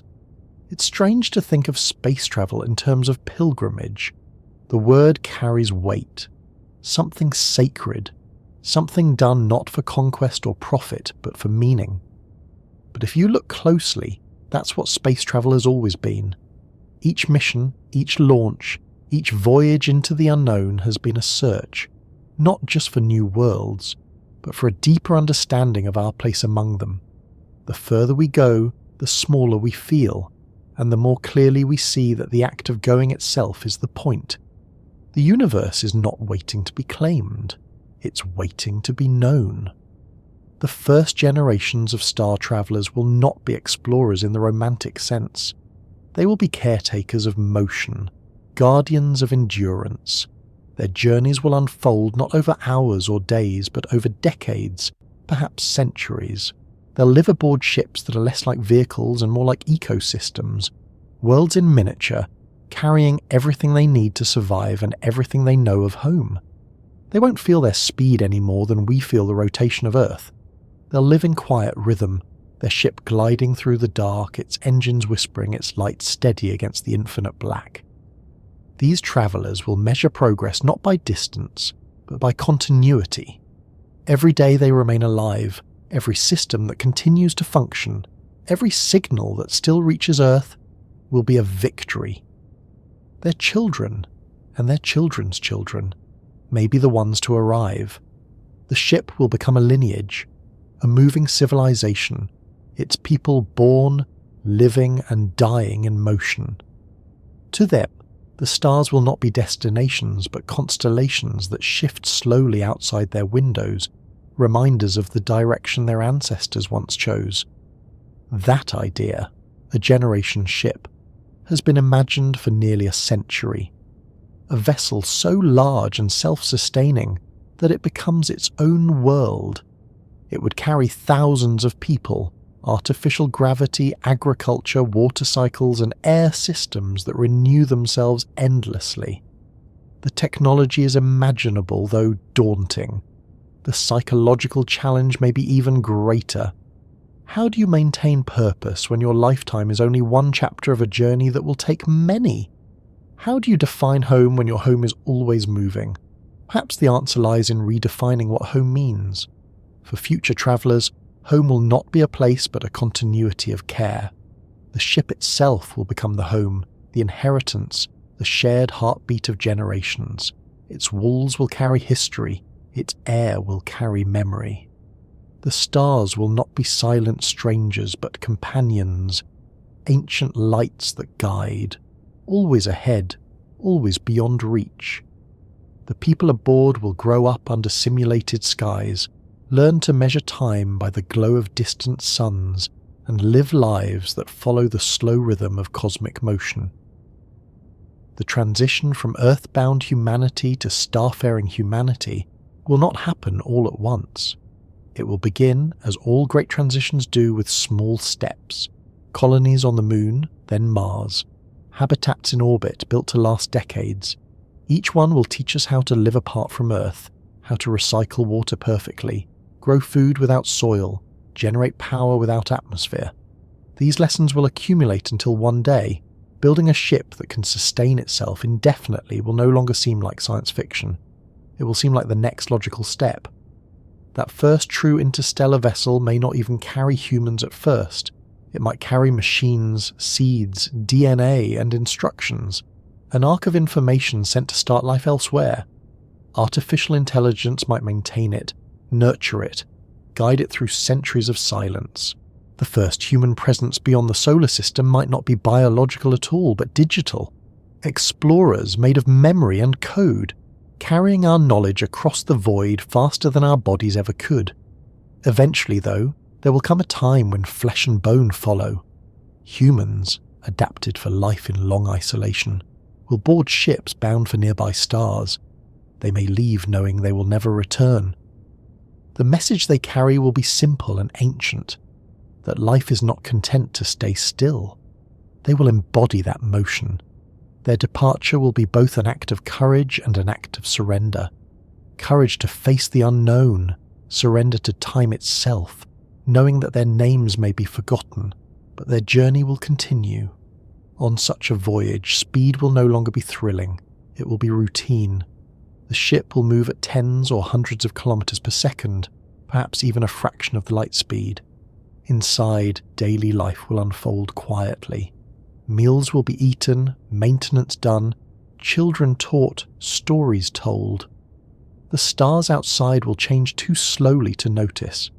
The hum of the engines will become background, a constant lullaby of motion. The silence of the void will press around them, not as threat, but as constancy. It will be the sound of safety, the reminder that everything is still working, that the journey endures.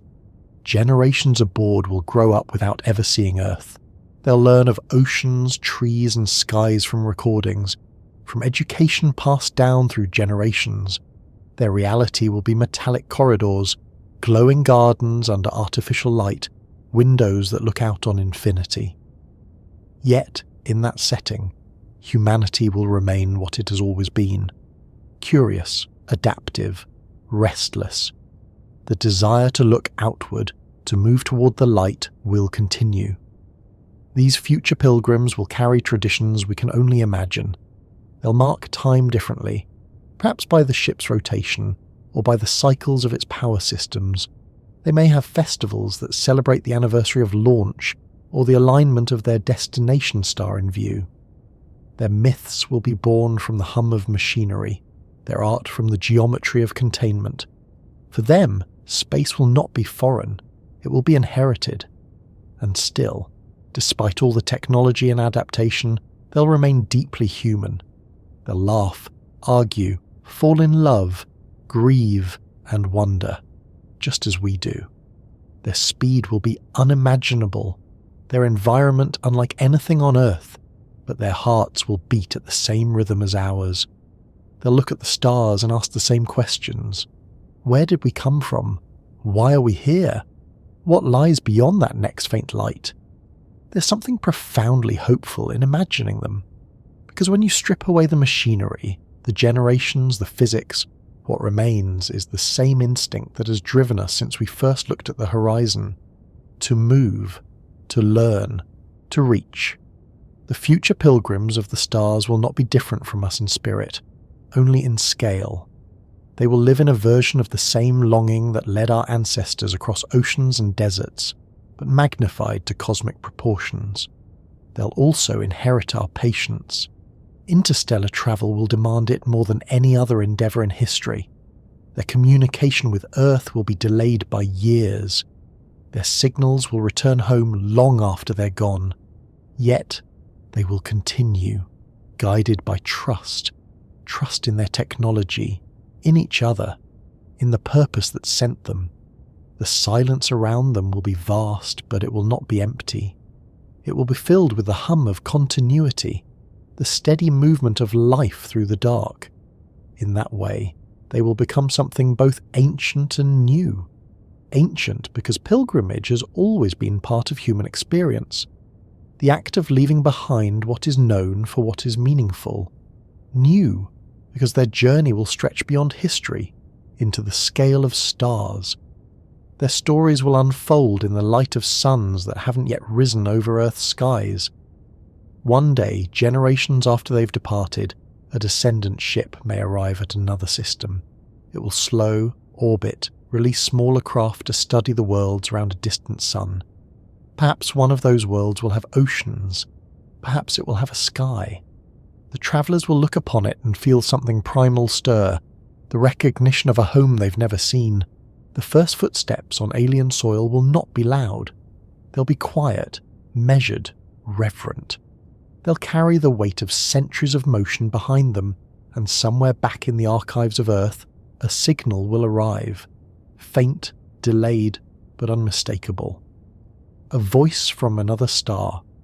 Proof that motion once begun never truly ends. The world that sent them may have changed, evolved, even forgotten the details of their mission, but the echo will reach us all the same, a reminder that we once looked upward and chose to move. Those future pilgrims will not see themselves as heroes.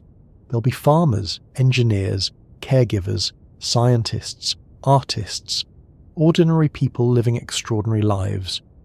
Their purpose won't be glory or discovery, but continuity, to keep life moving through the cosmos, to carry consciousness into new corners of existence. And if they succeed, humanity's story will change forever. We will no longer belong to one planet or even one star. We'll become part of a larger rhythm, a network of worlds connected by patience, by communication, by shared motion. Every generation ship, every colony, every traveller will be a link in that chain. The stars will no longer be distant, they'll be neighbours. Even then, the silence will remain. The ships will glide through it as softly as ever, their speed enormous yet invisible. But within that silence there will be voices, human voices, faint but persistent, carried on radio waves through the void. The universe will have changed, not in its laws but in its participation. Where once it was silent, it will now carry the whispers of our continuation. Those whispers will join the cosmic background, blending with the radiation of the early universe, the hum of galaxies, the pulse of quasars. They'll become part of the great quiet that has always surrounded us, adding a trace of human presence to the universe's eternal calm. And maybe, far away, another civilization will hear them one day. They'll detect the pattern, decode the signal, recognize the signature of life. They'll know that somewhere else in the vast dark, a species learned to move beyond its cradle, to carry light across silence. That recognition, even if it happens long after we're gone, will be the final proof that motion, real motion, always continues. The future pilgrims of the stars will never see themselves as the end of a journey. They'll understand what every traveller before them has eventually learned, that every destination becomes another beginning. Each star they reach will lead to others. Each world they touch will send its own ships outward. Speed will continue. Silence will remain. And between them, humanity will keep finding meaning, not in arrival, but in the act of moving through eternity. The question of how fast is fast enough has followed humanity since the first time someone watched a shadow move and wondered what it meant. Every form of travel we've invented, every wheel, sail, jet and rocket, began with the desire to reach something sooner. But in space, where distances stretch beyond the reach of instinct, fast enough becomes something else entirely. It's no longer a race between places. It's a conversation between time, energy, and meaning. How fast do we need to go, not just to arrive somewhere, but to make the journey itself possible? On Earth, speed is easy to understand. You measure it against distance, against what the eye can see or the body can feel. You can sense acceleration, feel pressure, hear wind. But space removes those markers. Once you leave orbit, there's no scenery rushing past, no friction to resist you, no sense of momentum. The numbers become abstract. Kilometers per second, meters per second squared, delta V. And yet those numbers decide everything. They decide whether you reach a destination, whether you escape gravity, whether you ever return. The truth is that even the fastest speeds we've achieved are small in cosmic terms. The Parker Solar Probe moves at about 700,000 kilometers per hour, faster than any human-made object in history. But compared to light, that's just 0.64%. If it were aiming for the nearest star, it would take over 7,000 years to get there. The Voyager probes, moving at more than 60,000 kilometers per hour, would take 75,000 years. Against those scales, speed itself feels fragile. So what does fast enough really mean in a universe that's measured in light years?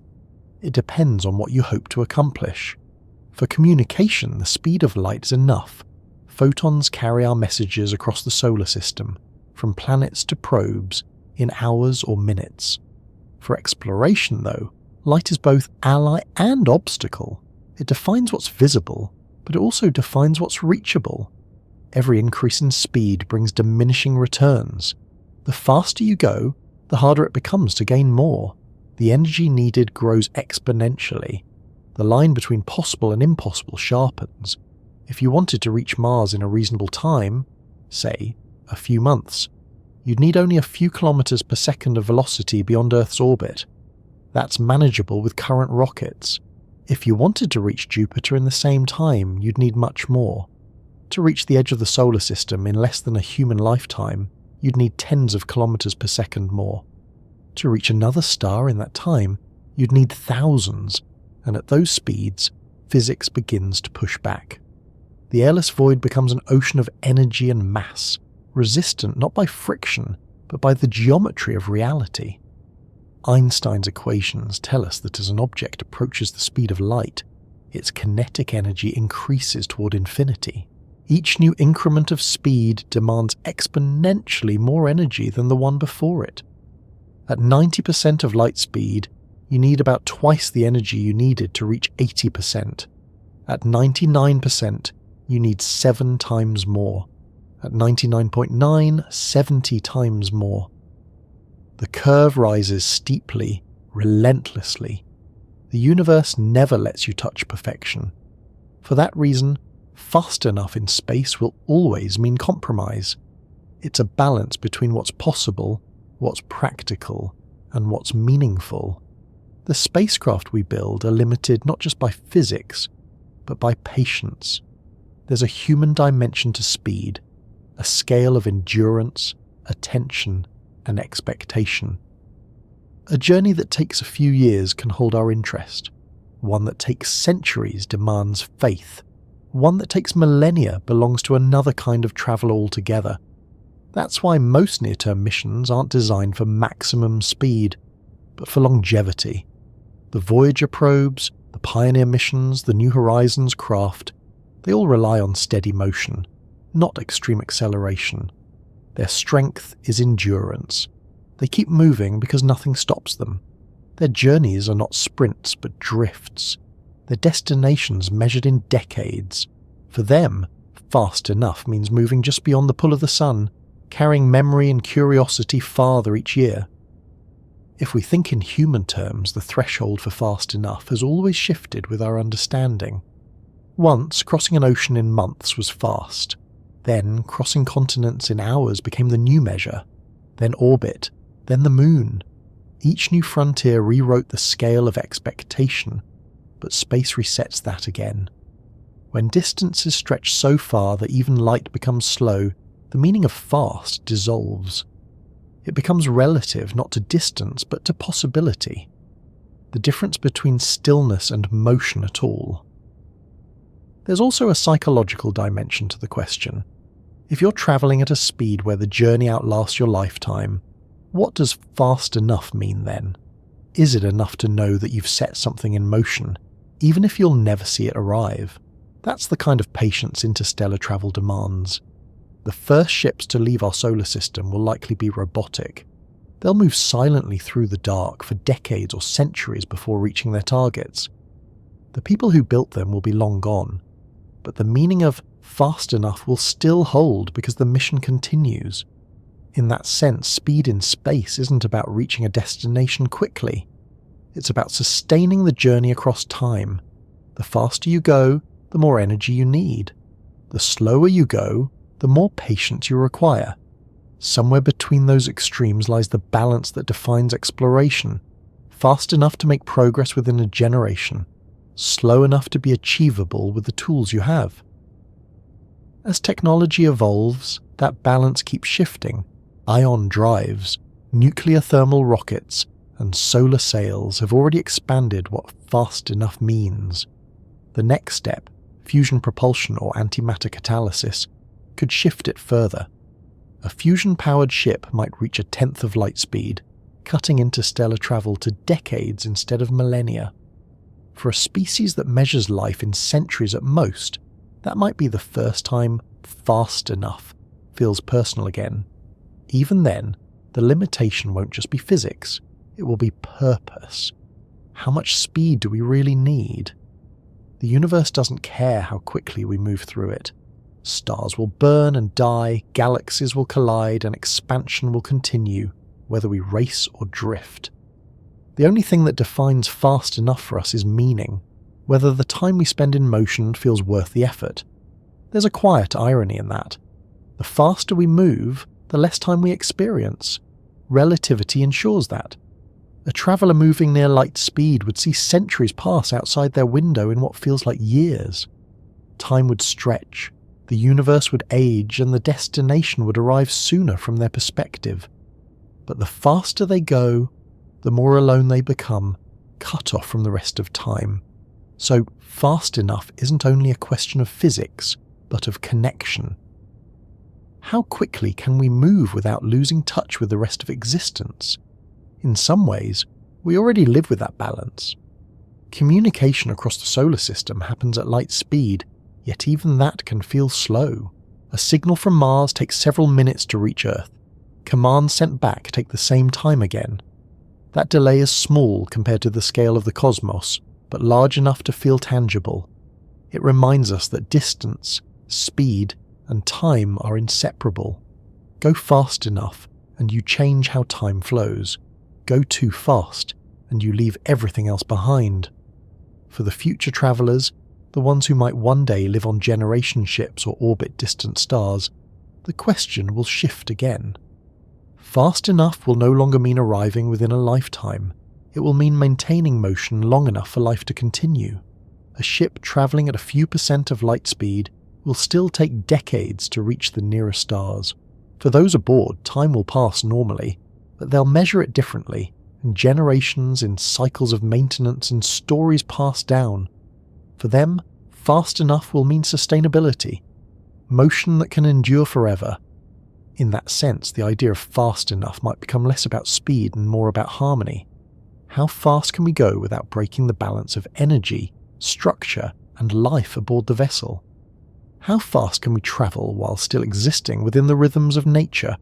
The biological, the mechanical, the psychological. Too slow, and the journey becomes unreachable. Too fast, and it becomes inhuman. The right speed is the one that allows time to be lived, not just crossed.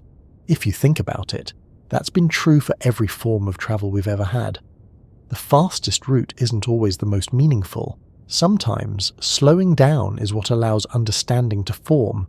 Space travel, for all its ambition, might teach us that lesson again, that speed and comprehension don't always align. Going faster doesn't necessarily bring you closer to what matters. But of course, the human impulse to push limits will never disappear. There will always be someone asking how much faster we can go, how much farther we can reach. That's what brought us from fire to flight, from flight to orbit. It's not arrogance, it's curiosity. And curiosity always demands testing the edge. Even if the universe sets a limit, we will move as close to it as we can. The beauty of fast enough is that it changes with each discovery. For now, it's measured in kilometers per second. In the future, it might be measured in fractions of light speed. And beyond that, perhaps in entirely new terms, in the bending of space itself, in the manipulation of geometry rather than propulsion.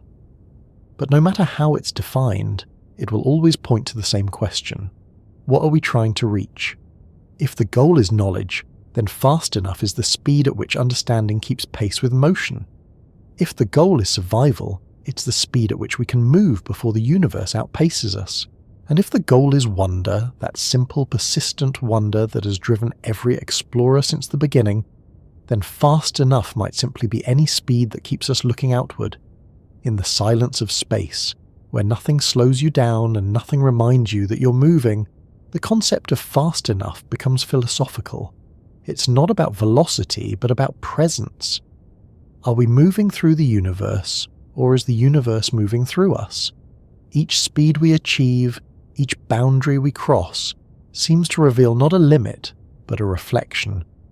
The faster we go, the more we discover that motion isn't about escape, it's about connection.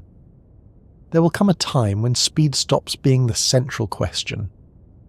When the technology of propulsion, whatever form it takes, becomes background, reliable, constant, unremarkable.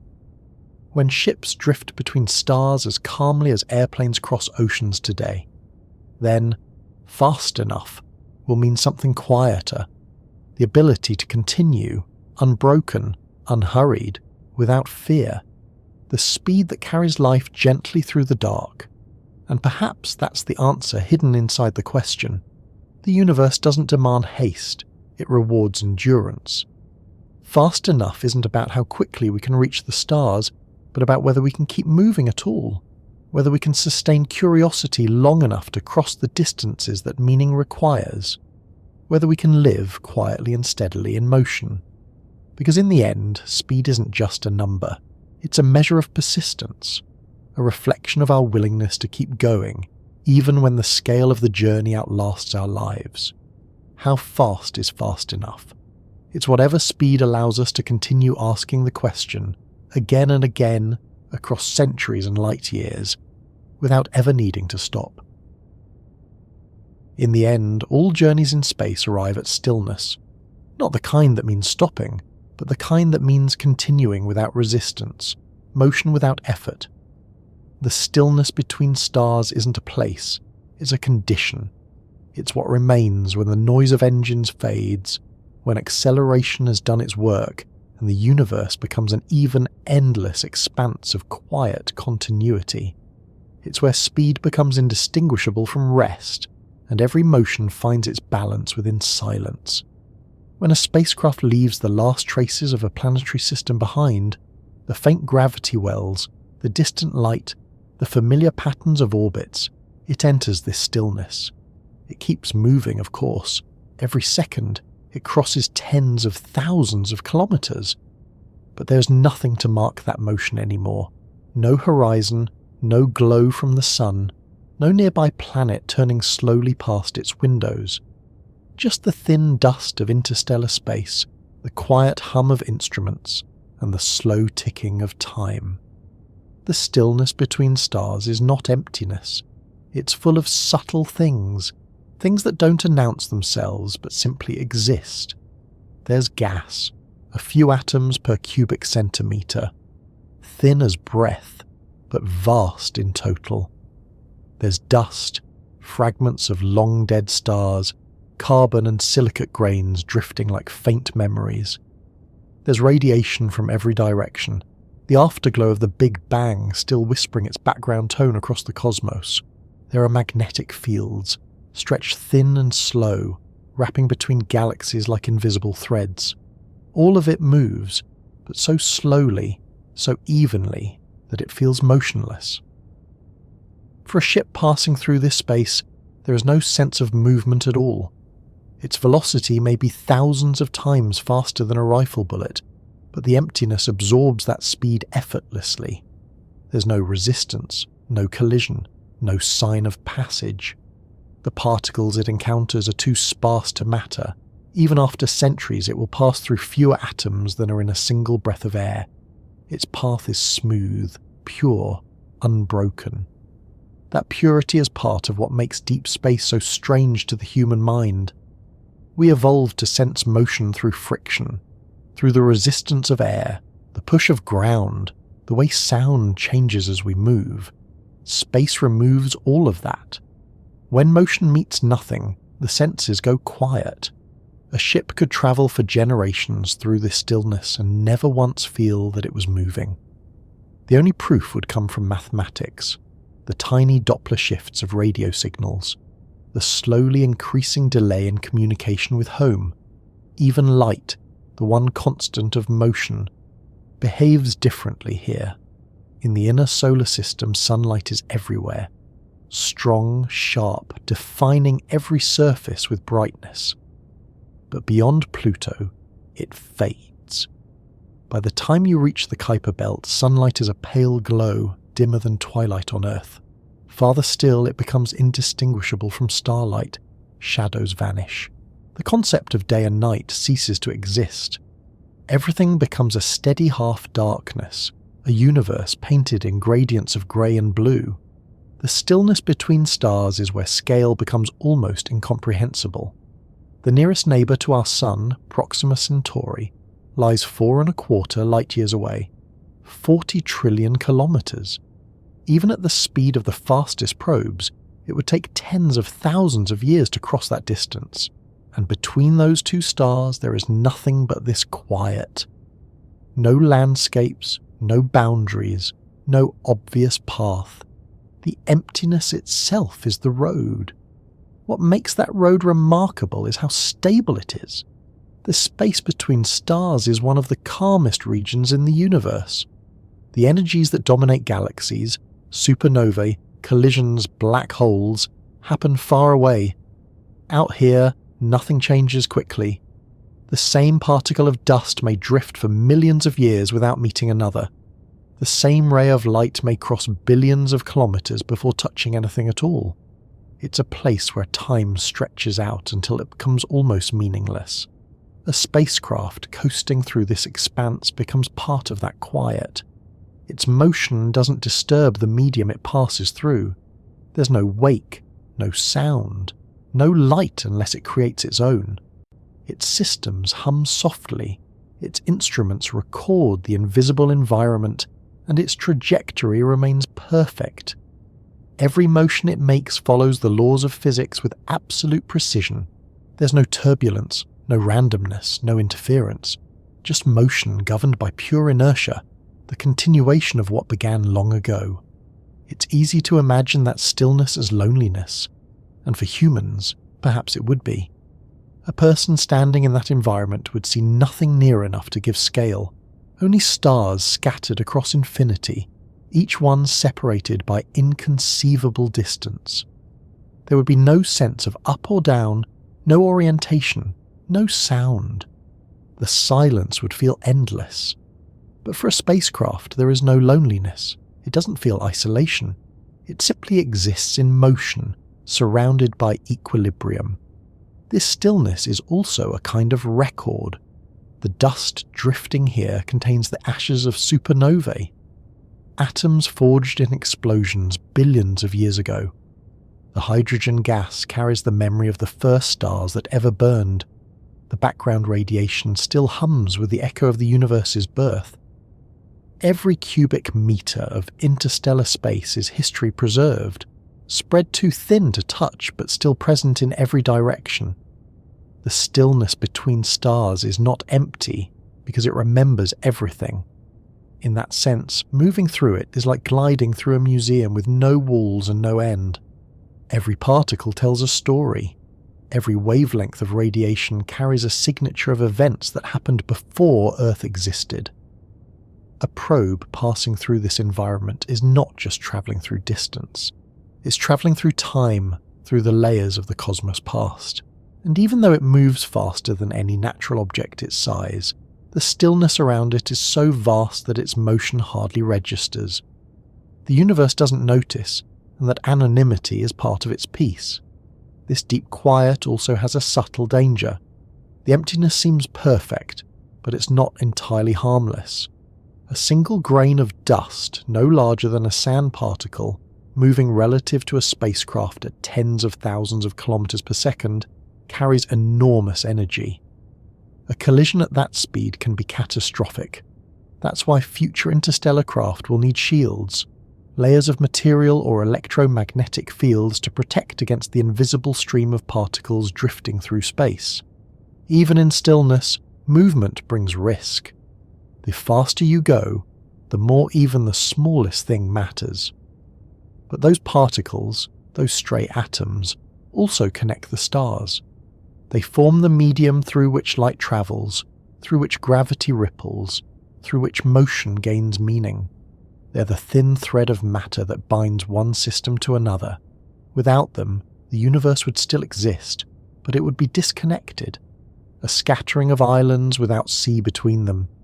The interstellar medium is that sea, and its stillness is what makes travel possible. If you were to stop completely in that sea, if somehow, relative to the galactic centre, you were motionless, you would find that stillness impossible to maintain. The gravity of stars, the drift of matter, the expansion of the galaxy itself would pull you subtly in new directions. The universe doesn't allow perfect stillness. It's always in motion, even when it seems not to be. The stars move in slow orbits. The galaxies rotate, the clusters drift apart. Everything flows, and the space between is the current. That slow current is what carries our probes onward. The Voyager spacecraft, still moving away from the Sun, are already part of that motion. they will continue to drift long after their power fades. In 1,000,000 years, they may have crossed a fraction of the distance to another star. In 1,000,000,000, they might pass through an entirely different region of the galaxy. By then, Earth itself may have changed beyond recognition, but the ships will still be moving, part of the same stillness that once surrounded them when they left home. It's humbling to realize that the silence between stars is also a kind of eternity. In that environment, time loses urgency. A second, a century, 1,000,000 years, all flow with the same ease. Motion continues unbroken because nothing interrupts it. The concept of arrival becomes almost meaningless. Every destination is temporary, every journey perpetual. The universe moves within itself, and we, in moving through it, join that same rhythm. For future travellers, this stillness will be both challenge and comfort.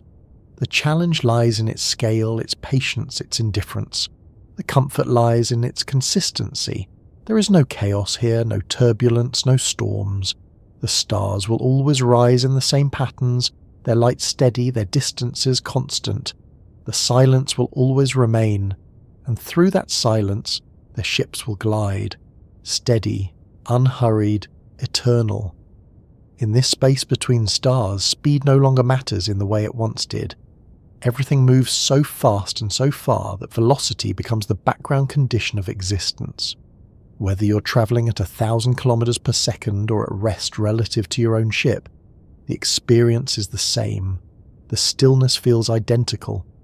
The difference exists only in measurement, not in sensation. There's a quiet irony in that. The ultimate expression of motion, travelling between stars, leads back to the same feeling as complete rest.